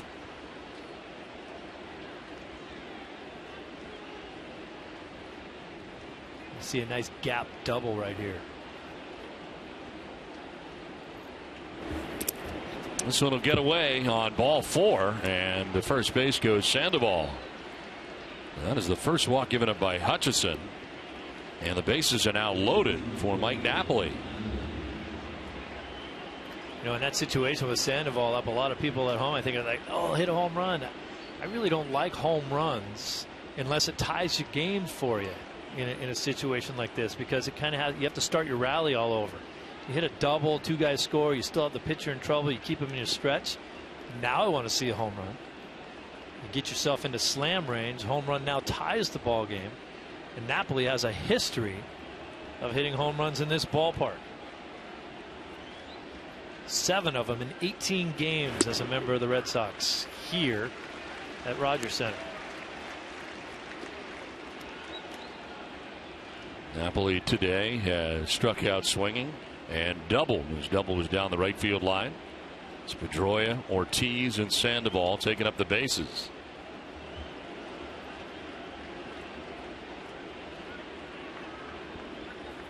And now Martin's going to head out at top. No room for error here as to what they want to do.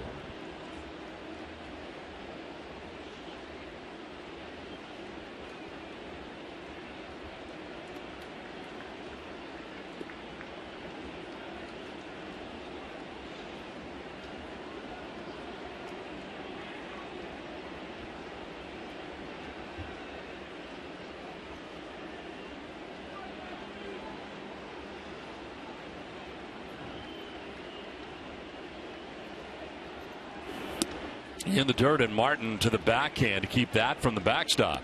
And Hutchison's lost it too. He has no idea where it's going.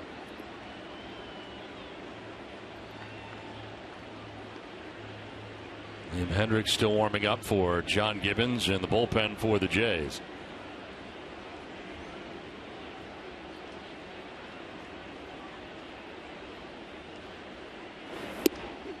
Strike called. Now, that just shouldn't be a strike. Amica says it's a strike, but Major League umpires generally, if you're around the plate, you can expand the strike zone. If you have no idea where the ball's going and then you throw a nasty pitch like that, a lot of times the umpire will say, I'm not giving you that.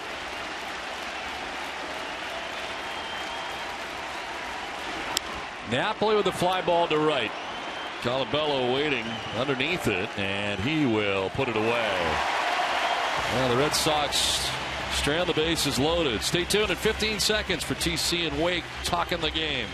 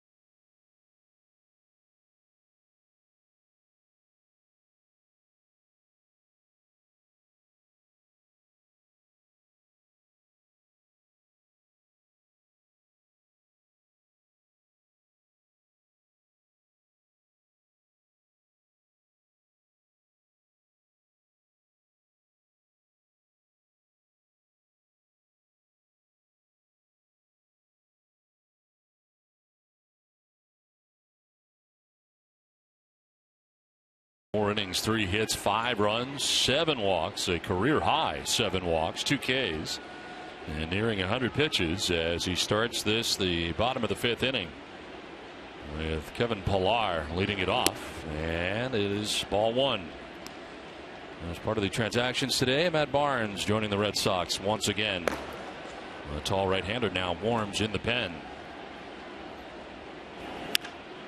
High fly ball down the left field line has Hanley Ramirez moving over to make the catch for the first out of the bottom of the 5th.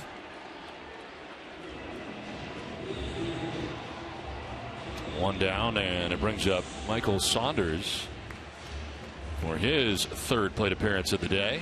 Ground out and a line out in the first 2. And a lot of sunshine here today, but right now we are under cloudy skies at the moment here in Toronto. Roof open for each of the first 2 games of this 3-game series.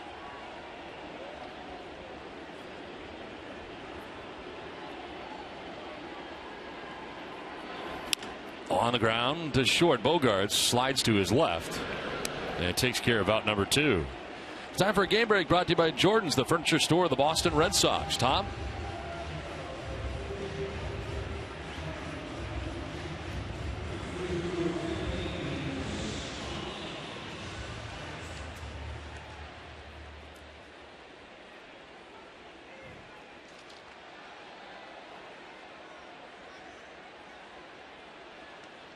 All right, Tom, thanks very much. Back here at the Rogers Center in Toronto. 2 down in the 5th inning. And the Red Sox trailing by 4, 5-1 Blue Jays.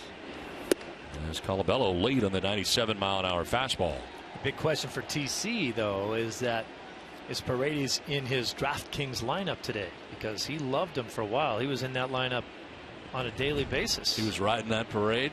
Yeah. And the word is that Paredes is not in his lineup today. So Tom Caron is very upset.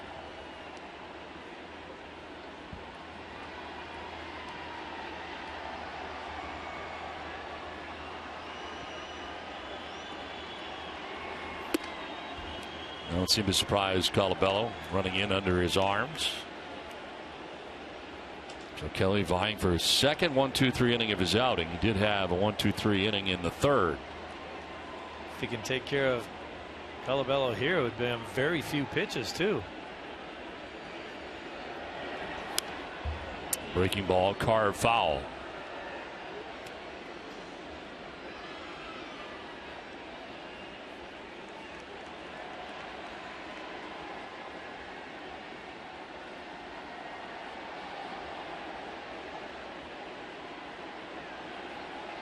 Hutchison himself throwing 106 through 5. And out of the bases loaded jam, and his day is over. Red Sox have now left 8 men on through the first 5 innings. They have 2 on in the 3rd, 2 in the 4th, and 3 in the 5th. Left a runner on in the 2nd as well. 1-2 pitch to Colabello.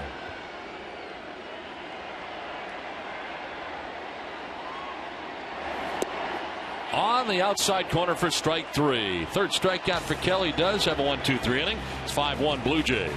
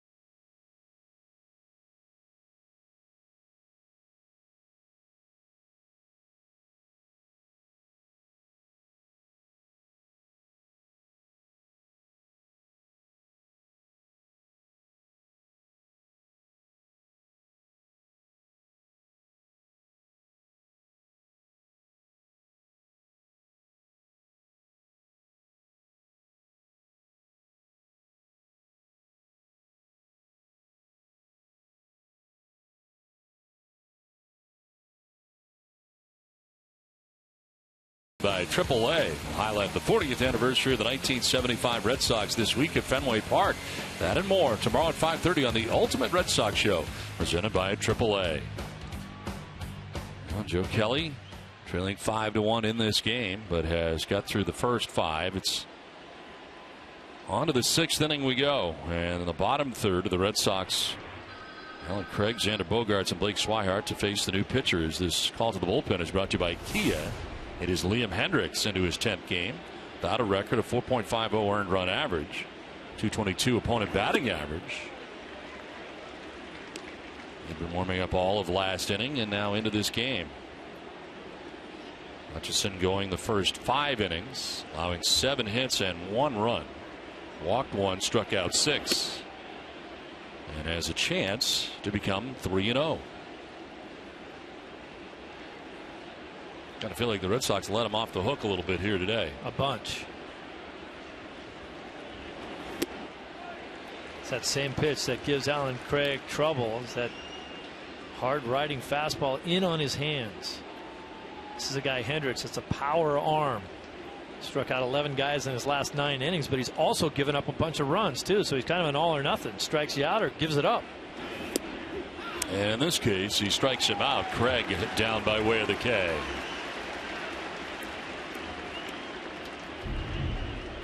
That outside corner to right-handed hitters all day, that has been called a strike by the home plate umpire Gary Cederstrom, and it does appear to be a strike. It's a filthy pitch. It's just such a pitch that as a hitter you can't handle it. You got to flick at it and hope to foul it off. But at this point, I would imagine that if it's been called a strike all day, that you really can't take it. But they continue to take it in most cases today. Yep. Red Sox hitters have been complaining about that pitch, but it hasn't changed. So you have to adjust to what's going on. He went around, according to Lance Barksdale.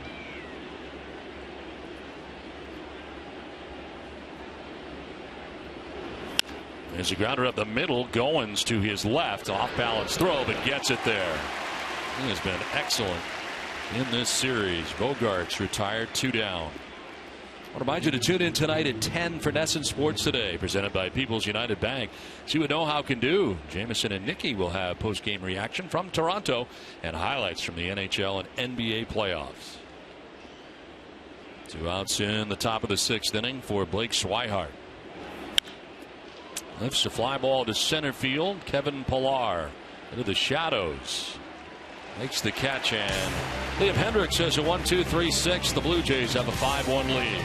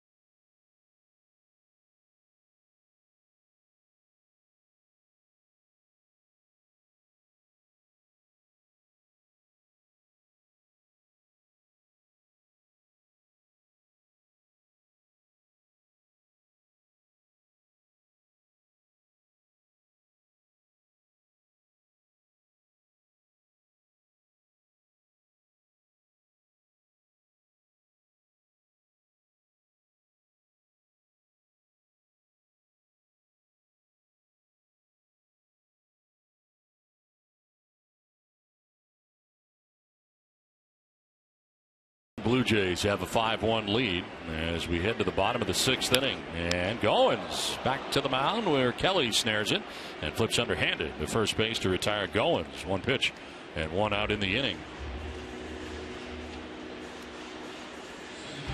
Red Sox baseball on NESN is brought to you by Southwest Airlines. Book your low fare now at southwest.com. Well, it's become cloud covered here in Toronto. As with 1 out, Devin Travis. He'll take strike 1 over the outside corner. Travis has been on twice after grounding out in the first inning to third base. Reached on the obstruction call at first base. Kelly was charged with an error and then walked in the 4th inning.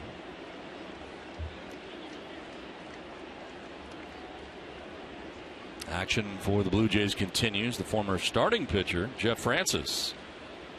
I remember pitched against the Red Sox in the World Series back in 2007 as a member of the Colorado Rockies. Yeah. Keeps hanging in there. In the dirt outside.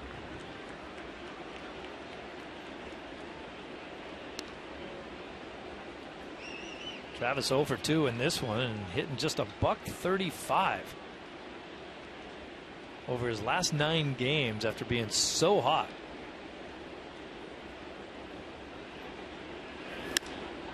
To center field, Mookie Betts tracks it and makes the catch for the 2nd out of the inning. Spring is here, and so are specially priced Red Sox student tickets. Tickets are available for every Sox game for just $9 for all students 15 and over. Visit redsox.com/students to take advantage of this great offer today. Well, it's now 6 in a row retired by Kelly. After Joe Kelly had 64 pitches after 2 innings. I wouldn't have put good money that he'd still be here through 6 if he gets this out. Josh Donaldson, a couple of hits off Kelly today. Single to right, single to left. And he is also flied out to right.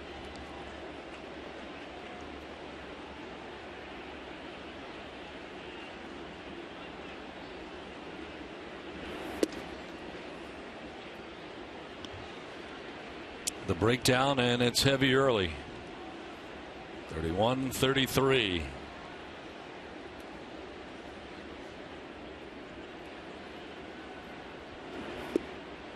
Wild swing and a miss, and a ball and 2 strikes. Donaldson at times really does look like he's kind of a guess hitter where he's going to guess dead red. If he doesn't get it, he'll spin himself into the ground, but it's worked for him over his career.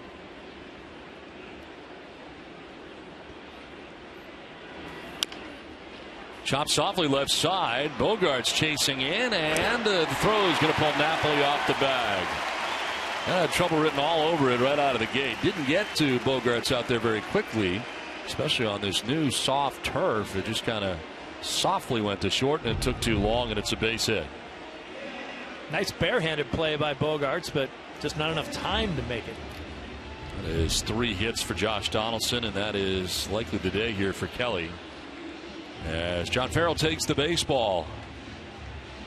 He is gone after 5 2/3. We step aside. It is 5-1 Blue Jays.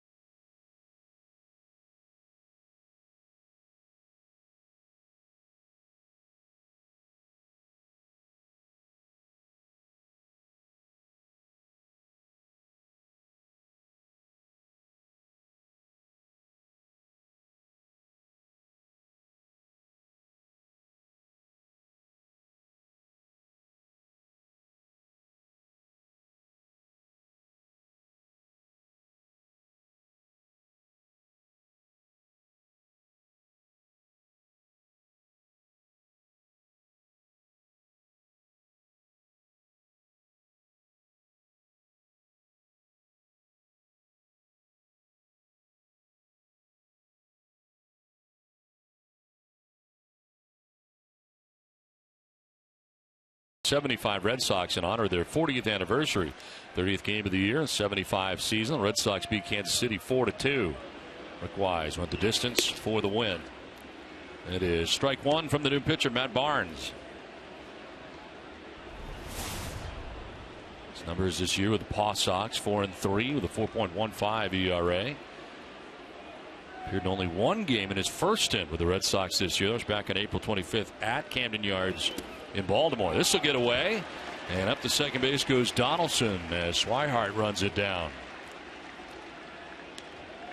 Barnes has the type of power arm with swing and miss type stuff that the Red Sox really want to see late in ball games. Tough pitch to block right there, down and away from Swihart.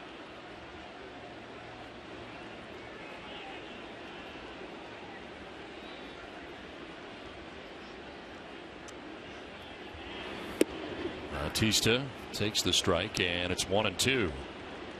So for Joe Kelly today, who is still responsible for Donaldson at second base, 5 2/3, 4 hits. So far, the 5 runs, a career high 7 walks, and struck out 3. Came into today's game individually at 1-1.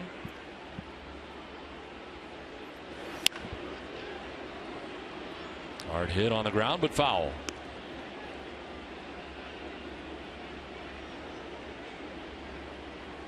Matt Barnes entering the season as the number 8 prospect in the Red Sox organization, according to Baseball America. 19th overall selection in 2011.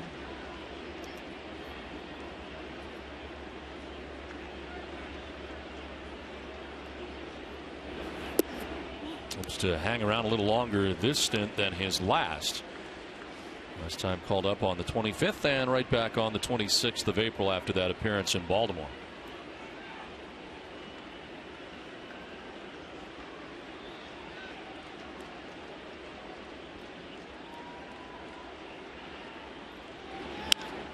Lined into center field, a base hit. Donaldson being waved around, no throw, and the Blue Jays have their 5-run lead back. It's now 6-1. A run charge to Joe Kelly.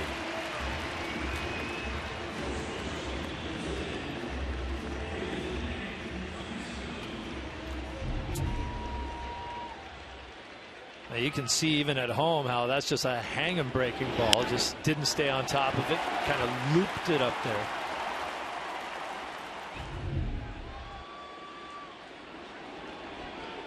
Bautista held on at first by Napoli, 2 down in the inning. And Encarnacion slaps it foul. Barnes operating at 97 miles an hour.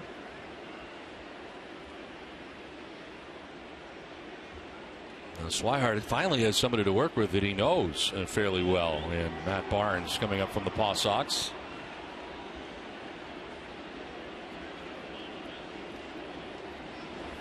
It's really been the task here for Swihart, despite catching everybody a little bit during the course of spring training, really working with the starters each for the first time in game situations here.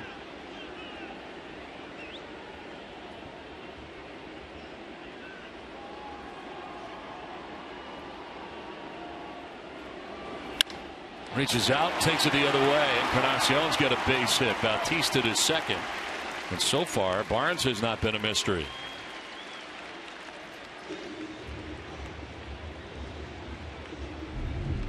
Well, forcing him to go the other way, that's a good piece of hitting right there, but at least it's not like his last at-bat where the ball landed in the seats for a 3-run Johnson. So that's what you got to force him to do. These guys are some pretty good hitters in the middle of that lineup. Russell Martin, a sac fly on the first, since then a strikeout and a ground out. With the back-to-back base hits, the Blue Jays now finally have more hits than the Red Sox do. Took a while. It did. Well, they had the 5-0 advantage. They were being out hit at the time. Now on top 6-1, they are with 7 hits. The Red Sox have 6.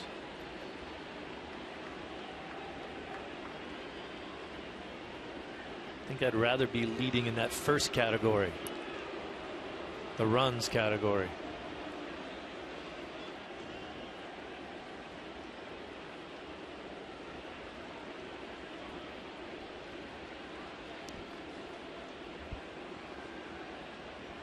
1-0 pitch. Popped up right side as Napoli shades his eyes. Pedroia takes charge, steps in front, and makes the catch that ends the inning. The Jays add a run and take a 6-1 lead to the 7th.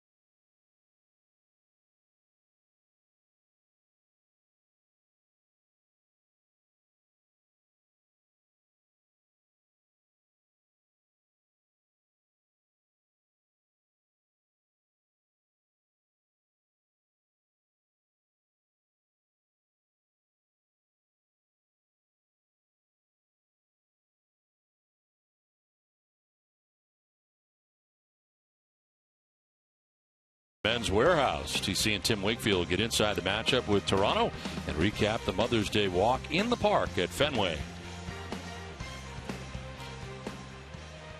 6-1, the Toronto Blue Jays have the lead over the Red Sox. Into the 7th inning we go as Ezequiel Carrera takes over in right field. Double-barreled action in the pen. Jeff Francis now been joined by Roberto Osuna. As Liam Hendricks back to the mound again, and why not? He had a quick and easy 1-2-3 6th inning and deals with Mookie Betts to start the 7th. That's with a 2-hit day after lining out to short in the 1st inning, a single to center in the 3rd, a double in the 5th.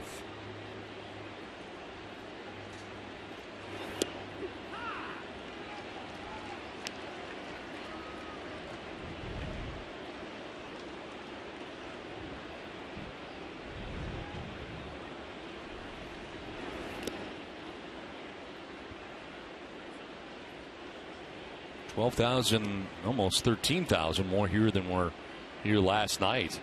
42,917 here today for day baseball in Toronto.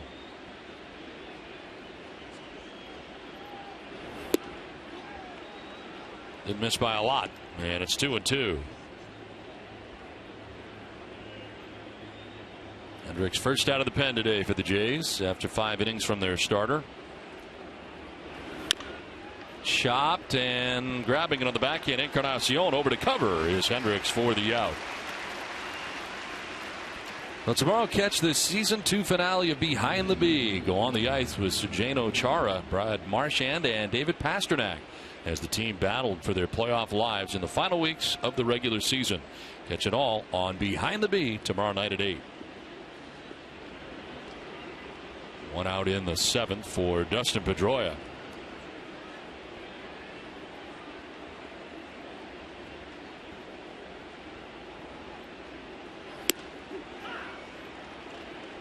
Pedroia flying out to the warning track in the 1st, struck out swinging in the 3rd before singling to drive in the Red Sox only run on the day, and was back in the 5th. To short and Goins. 2 down, and Hendricks continues to deal here. He's retired all 5 Red Sox he's faced since coming in. Comes Big Papi. Singled in the 5th. Stack it up on the right side on the shift here for the Blue Jays. Well, the outfield stays straight away. Jammed and a pop-up. Donaldson will range into foul ground. 6 up, 6 down against this Blue Jays reliever, Liam Hendricks. It's 6-1 Toronto.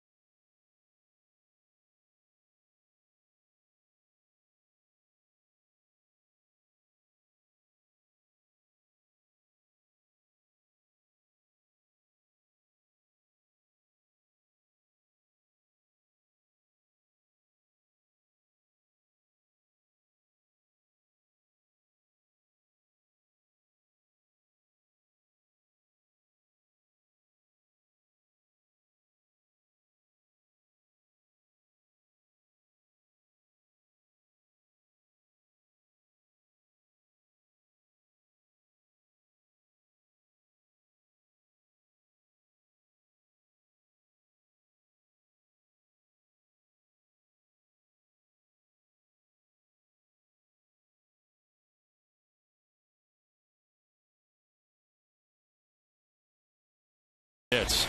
Career high 7 walks is on the hook right now. Pedroia has driven in the only Red Sox run. For the Blue Jays, Drew Hutchison has a chance for his 3rd win without a loss. Encarnacion had the big blast, a 3-run home run. Josh Donaldson with 3 hits in the game. Barnes back out there. And forget the final out of the 6th inning. Did allow an inherited runner to score that was charged to Joe Kelly. Deals with 6, 7, and 8 for the Blue Jays here in the 7th. Kevin Pillar. First pitch swinging, pops it up. Down from 3rd is Sandoval. And Pablo puts away out number 1 at the bottom of the 7th inning. You like coming here, Don? I do. Rogers Center? Yeah. Toronto itself?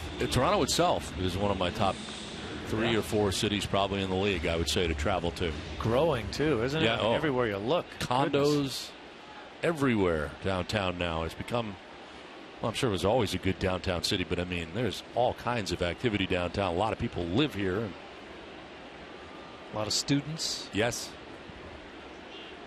These condos were not here just a couple of years ago. There's tons of them.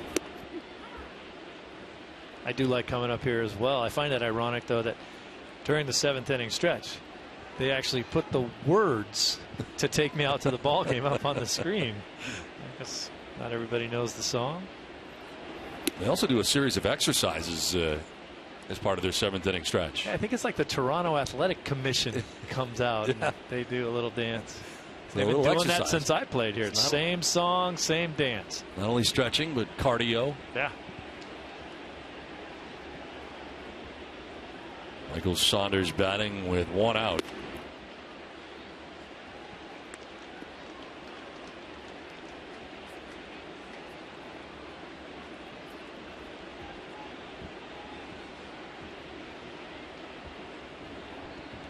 Well, certainly the people of Montreal would very much like to have a team go back there again. You were at Expo, were you not? I was. Maybe they could get a stadium with a roof that worked. They had that roof, that retractable roof that was like an umbrella. They took it off one time and it got stuck. Just stayed.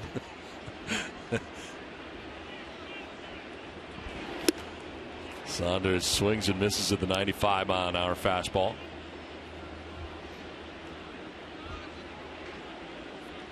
Yeah, 94, the year of the strike, the Montreal Expos probably were the best team in baseball. They were really hurt by that strike. But then after that, you know, I was up there, nobody cared. Well, home plate umpire getting hit again. Harry Cederstrom. This time the mask does not break.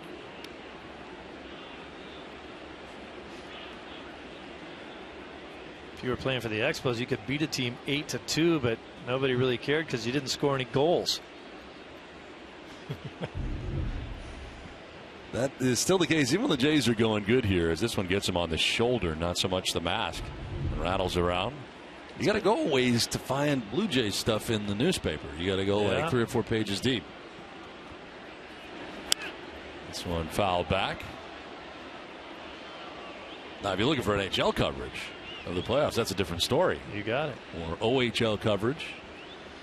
But as you said today, great crowd. But this place is so big, and even when they have a lot of people, it doesn't. Looks like there's a lot of empty seats. I believe this place holds like 55,000 people. Would you say 42, 43 today? Yeah, almost 43, 42,917. I'll tell you the only thing I don't like about the way this stadium is set up is that you can be in the lower bowl and be really far away from the action because it is set so far back, the lower bowl. Yep. On the first base and the third base side. I mean, if you're underneath that overhang, you are a long way from the action, just the way that it is set up. There was a time when they sold out every night here. Back-to-back World Series titles in 92, 93. They had a long string of sellouts. Payoff pitch to Saunders and a check swing on the ground to Pedroia. 2 down in the 7th. Well, today's Closer Look is brought to you by FW Webb, and the Closer Look is at tomorrow's probable starters. Buchholz 1-4 of the year, the 6.03 earned run average. Had faced Toronto earlier this year and in 2 2/3 gave up 4 earned runs. We matched up against former National League Cy Young Award winner R.A. Dickey, 1-3 this year, and against the Red Sox took the loss. So R.A. Dickey will be on the hill tomorrow for the Jays against Clay Buchholz. Another day game tomorrow before the Red Sox head out on a lengthy West Coast trip. This is line down the right field line, foul. Herrera's first at bat today as he took over defensively in right field last inning. Colabello in this spot had walked and grounded out and struck out. Ezekiel Carrera, who had played for the Cleveland Indians, and last the Red Sox saw him play.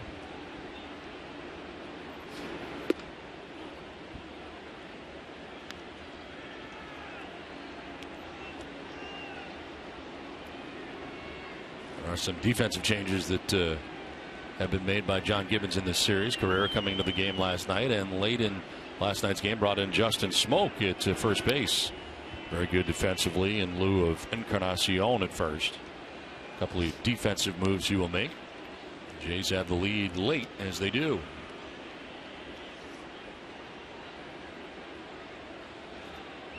Makes sense to get your best defensive club on the team there with a big lead.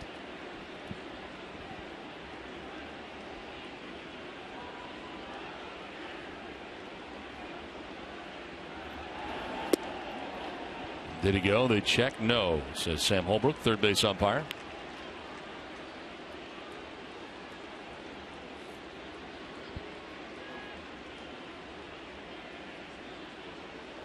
Now the Red Sox are going to spend a lot of time playing catch up here, entering today's action 5.5 games out of first place. Possibility to drop another game out. All these games within the division and just played so poorly. They lose this one 7-14. To right field down the line. Craig is not going to get there. That'll drop. Plays it on a hop. Carrera's into second base with a 2-out double.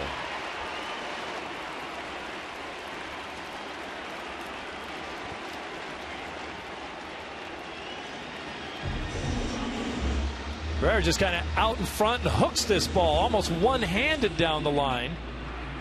Craig was playing him a little bit further into that gap, but bounces harmlessly in for the base hit. Easy double.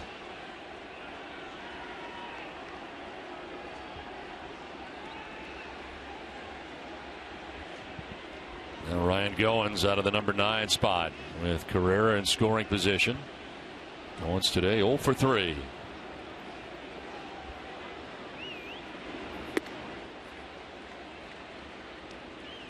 This kid's played a heck of a shortstop up here during this series, and even down in Boston when the Jays were there. You can understand why they like him so much.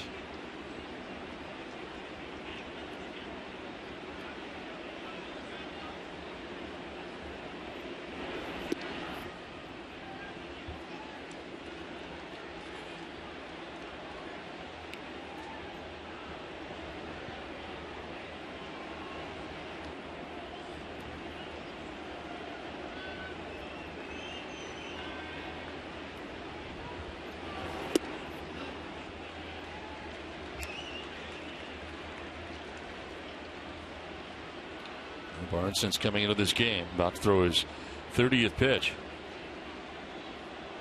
He went back-to-back hits in the 6th inning, and retired the next 3 before the double by Carrera here in the 7th.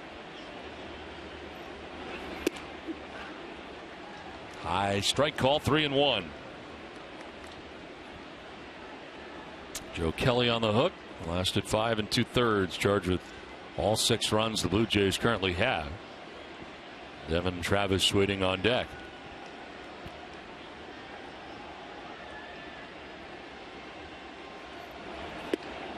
Ball 4 and a 2-out base on balls to the number 9 man.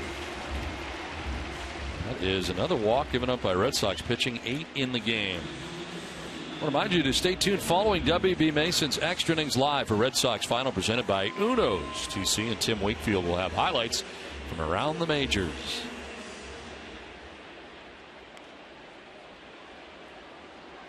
2 outs, 2 on, and Devin Travis coming up.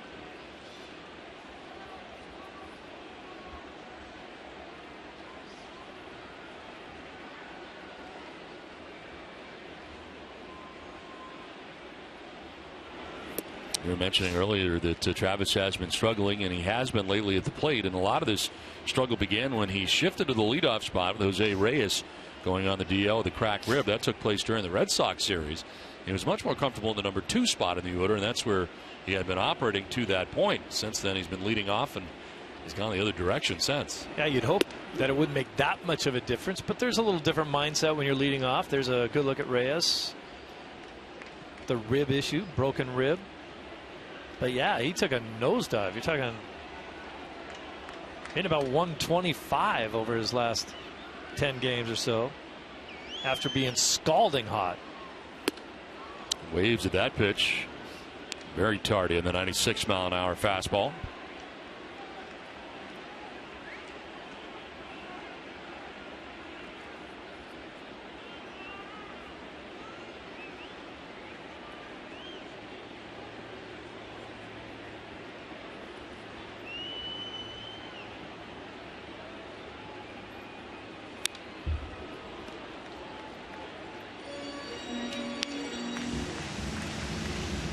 Well, Barnes is right.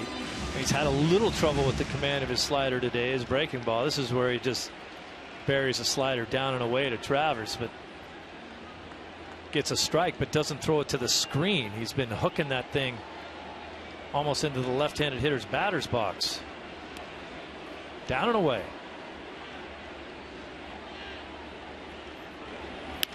Curveball right up over the plate, and it is into center field for a base hit. Carrera's going to try and score. Throw the plate is late, and the Blue Jays take a 7-1 lead. Devin Travis driving in the 7th Blue Jays run of the day, and the first run that is charged to Barnes.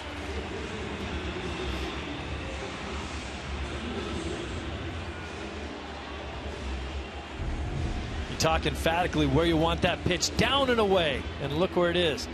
Misses location there by about 2 feet, and that's a bad 2 feet to miss. Instead of away and on the ground, it's up and dead right down middle. Snaps it 0 for 13 for Travis with that base hit. John Farrell out there as the pitching coach right now. Not going to make a change. Staying with Barnes here. Nobody warming in the pen. Well, this is going to go a little while here.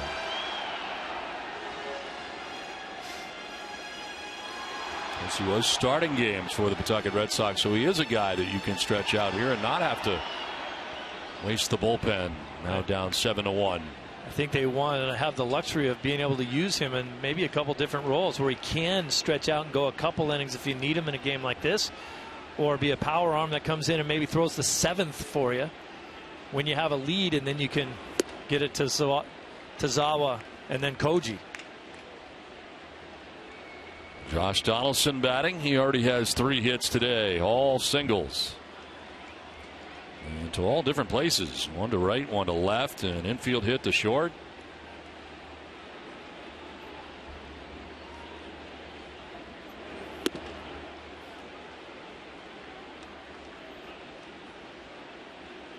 Barnes got 2 quick outs to begin this inning, but the double by Carrera, walk by Goins, followed by the RBI single for Devin Travis.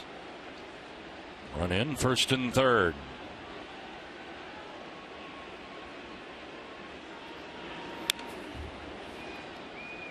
'97 right down the middle, but foul back.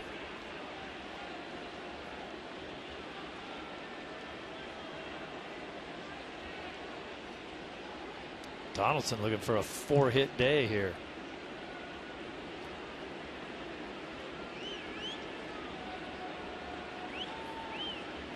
Already has 1 of them this year. Swing and a miss instead, and he strikes out. Bat goes flying, as that will end the 7th inning. But another run for the Blue Jays, who lead at 7-1.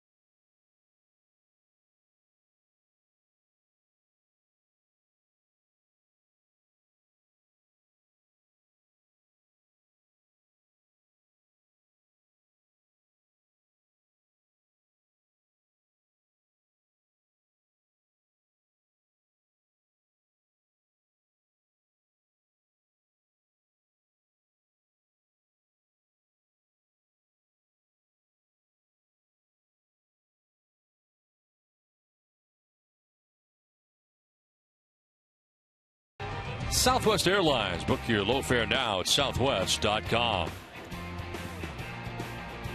8th inning back in Toronto, 7-1 Blue Jays. And Liam Hendricks on for his 3rd inning of relief. He's retired all 6 Red Sox that he's faced in the game. And Hanley Ramirez, Pablo Sandoval, Mike Napoli scheduled in the 8th. Hanley Ramirez returning to the Red Sox lineup today. Reached on an error in the 2nd, struck out in the 4th, flied out to right in the 5th.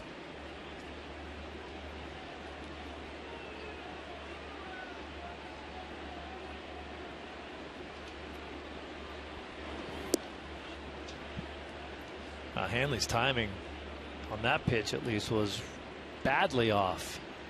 he starts his kind of cocking action to get ready to hit awfully early, but he started that time before the guy was even in his windup.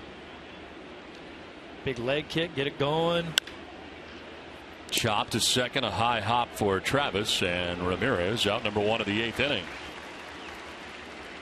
Well, tomorrow at 12:30, don't miss Red Sox Game Day Live presented by DCU. TC and Tim Wakefield to preview Clay Buchholz's start against the Jays.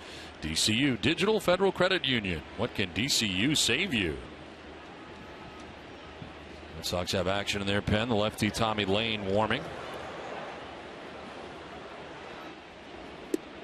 Sandoval takes a breaking ball. Top of the zone for strike 1.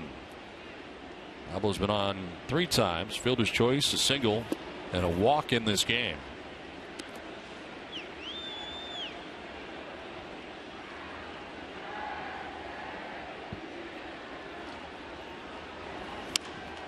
Down the line, third, hit the bag, a fair ball. And Saunders will run it down. Pablo Sandoval has his second hit.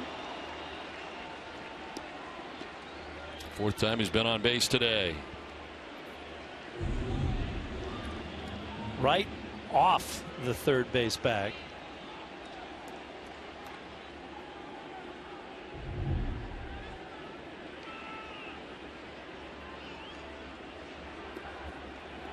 One out, one on. Mike Napoli struck out, doubled, and flied to right.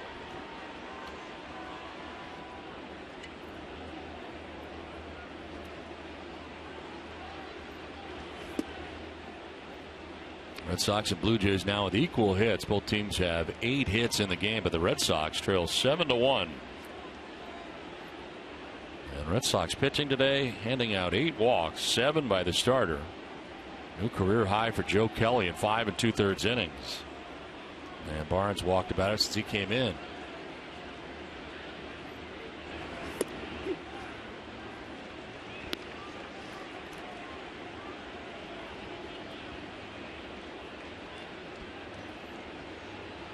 Roberto Osuna up for the Blue Jays.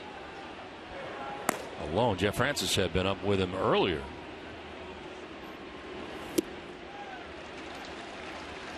Hendricks had retired 7 Red Sox in a row prior to the base hit by Sandoval. Alan Craig waiting on deck.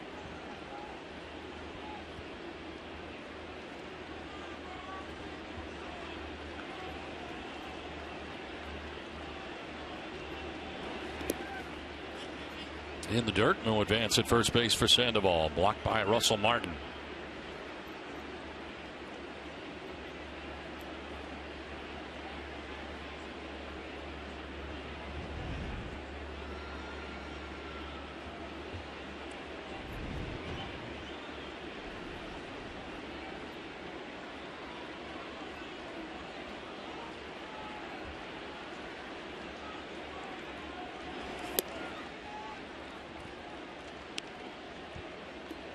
Don Orsillo, Steve Lyons, Garen Austin from the Rogers Center in Toronto.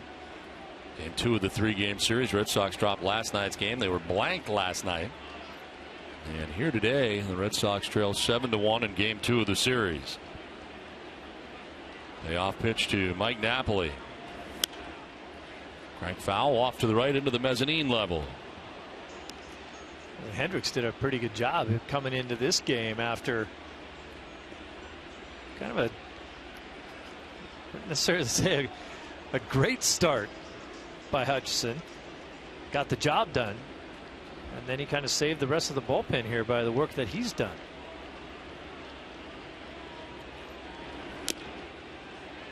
Napoli protecting the plate, fouls it off. And a pitch off the plate.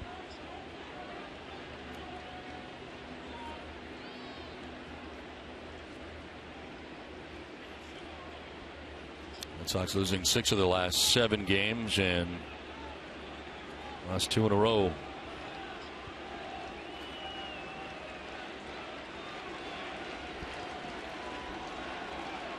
Payoff pitch again. Napoli strikes out. Second strikeout for Hendricks. 8 strikeouts on the day for Blue Jays pitching. Remind you to stick around following post-game coverage for Charlie Moore Outdoors. Matt Fisherman travels to Florida for a visit with legendary wrestler and actor Hulk Hogan. The guys hit the gym, Hogan's Restaurant, and small ponds in and around Clearwater, Florida. See what trouble Charlie and Hulk Hogan get into tonight at 5 on NESN. 2 down in the 8th for Alan Craig.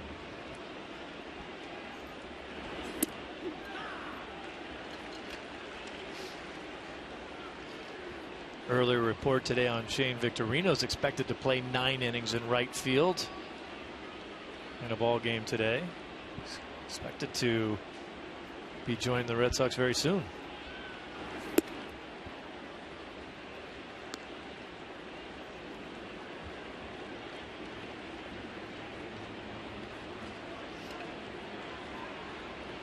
He was 0 for 3 last night with the Sea Dogs, 0 for 3 today.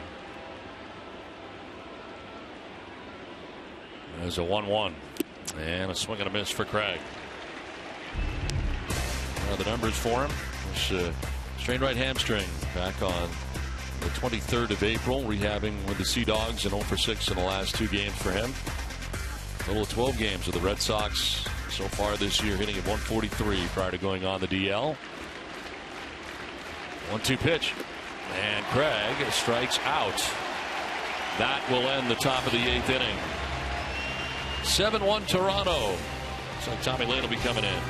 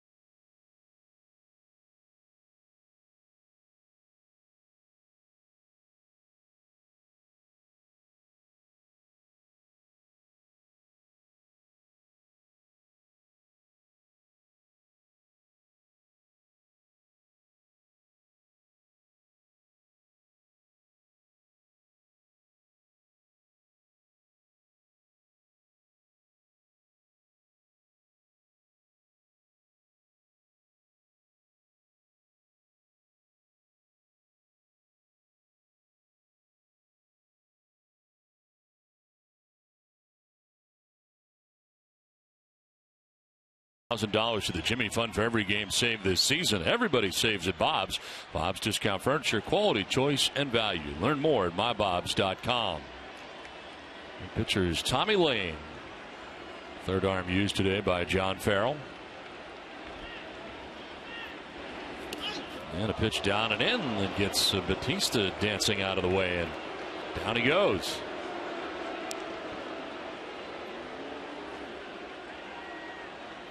Numbers for Lane, 8th appearance without a record of 4.05 earned run average. Opponent's hitting at 250 against the lefty. Last worked on Wednesday against Tampa Bay.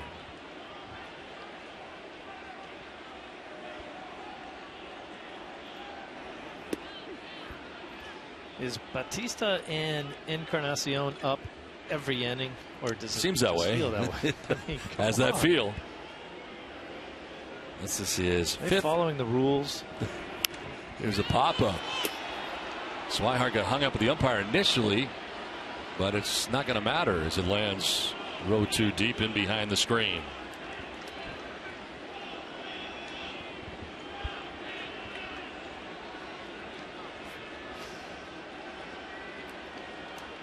Technically the 5th plate appearance for Bautista, although it does seem like more. He has walked twice, singled, fly to center.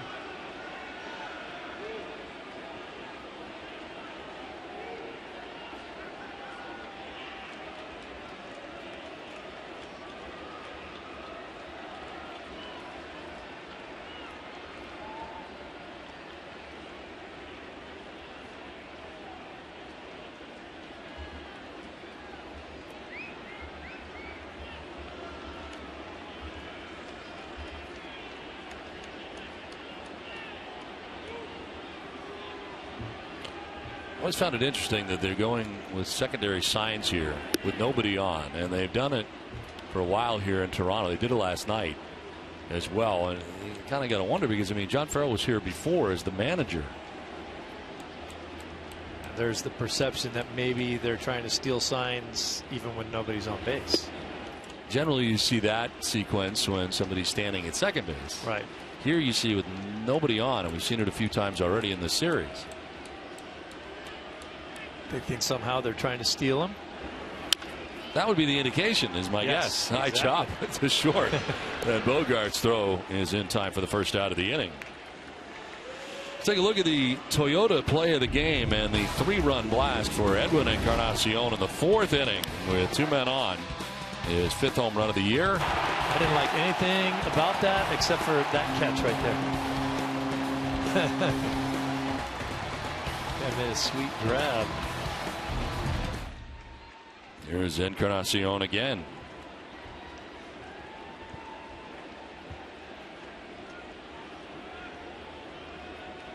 On 4 times the home run you saw, 2 walks and a single. The RBI 16, 17, and 18 on the year.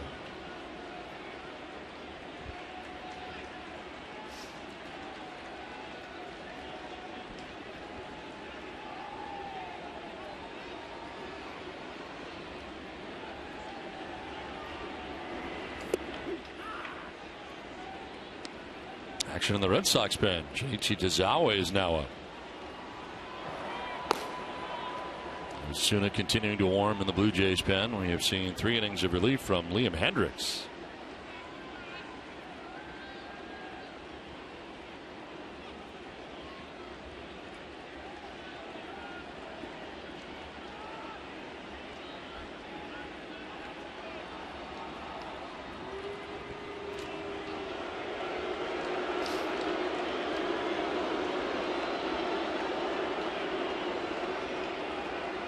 Not only is there nobody on second base, you're going through the sequence of signs and you can't get together on it.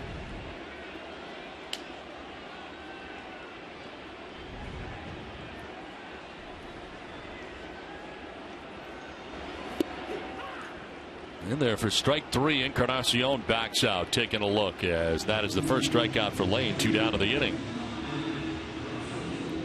Well, don't miss WB Mason Extra Innings Live right after the game. TC and Tim Wakefield will have clubhouse reaction from the Red Sox, including Joe Kelly on today's outing. Whatever, whenever, wherever. Who but WB Mason?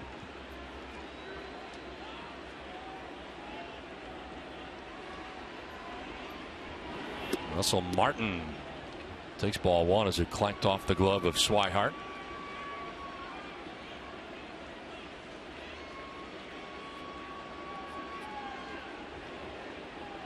Ryan Tepera has joined Roberto Osuna in the pen.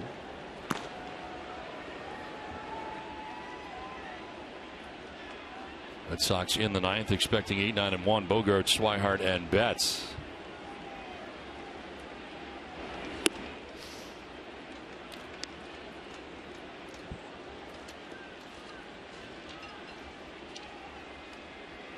Clay Buchholz on the mound tomorrow against R.A. Dickey in the finale of this 3-game series.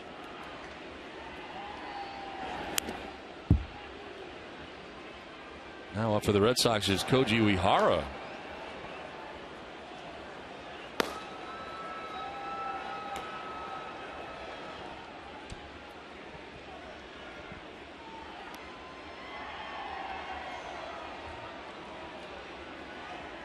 Guy's probably trying to get a little bit of work in, considering hasn't been needed in a save situation. Bogart's diving, able to knock it down, but can't do anything with it. Martin will reach on the hit. His first of the day.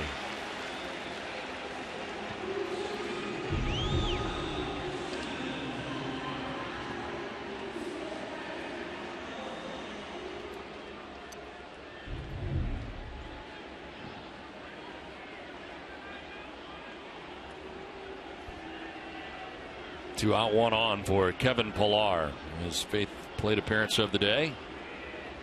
He's been on once, so walk back in the first inning.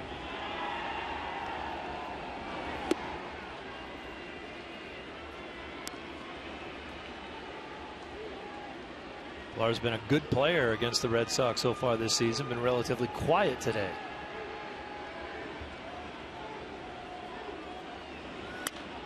Reaches out and slaps that foul off to the right.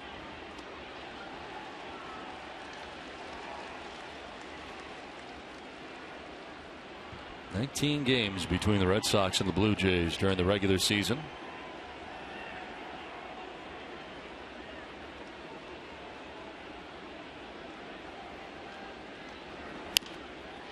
Left side, Sandoval is going to go to second for the force out. That ends the inning. We head to the ninth inning with the Blue Jays on top 7-1.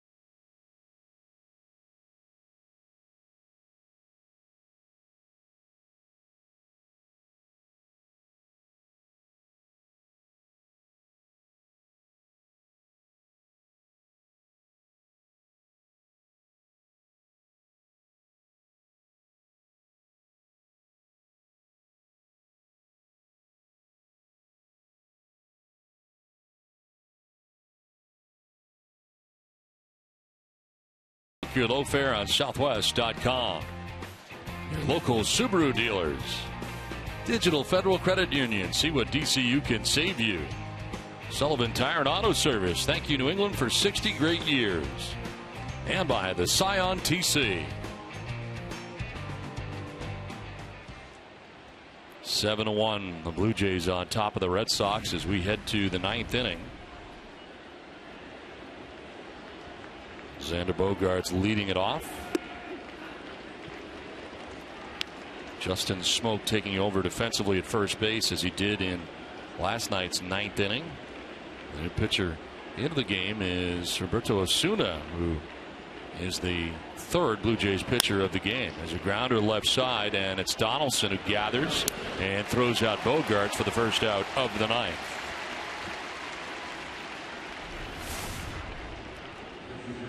Twelfth appearance for Osuna. No record, a 1.17 ERA, 15 Ks to 5 walks, and opponents hitting under 200 against Osuna. 196. Takes over for Hendricks. Did a very good job pitching 3 innings, giving up 1 hit. Otherwise retiring everybody else, and 3 by way of the K. As a team, the Blue Jays have 9 strikeouts.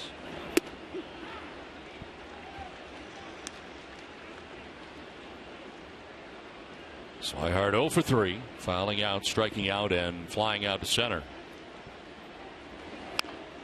On the ground, foul.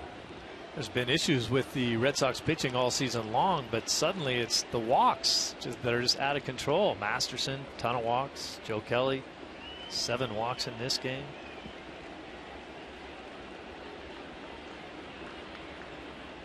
They will come back and bite you.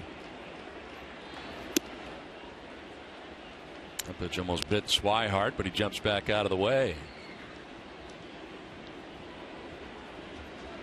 Top of the order, Mookie Betts.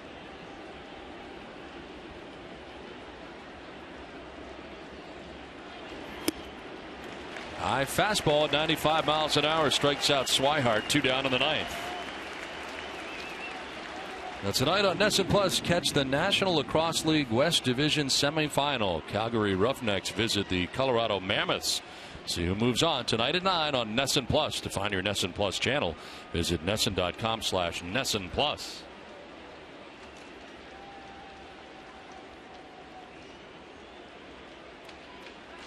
Two down in the 9th for Mookie Betts.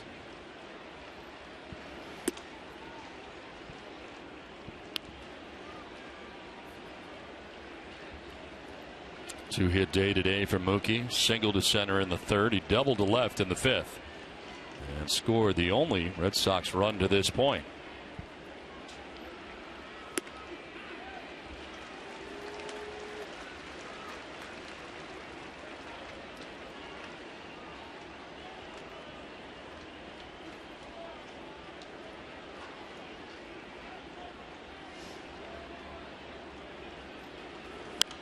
Fouled off to the right, and it's 1-2.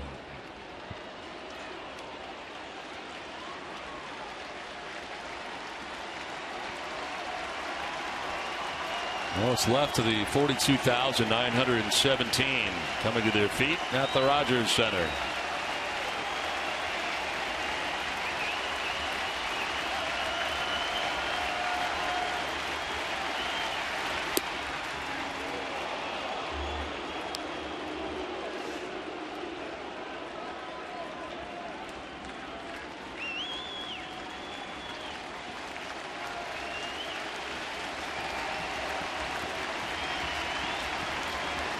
Two-two pitch.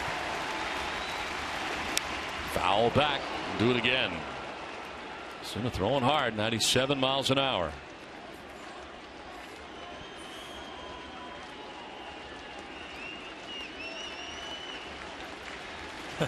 Mookie might not get that same fastball to swing at right here. 2-2 count.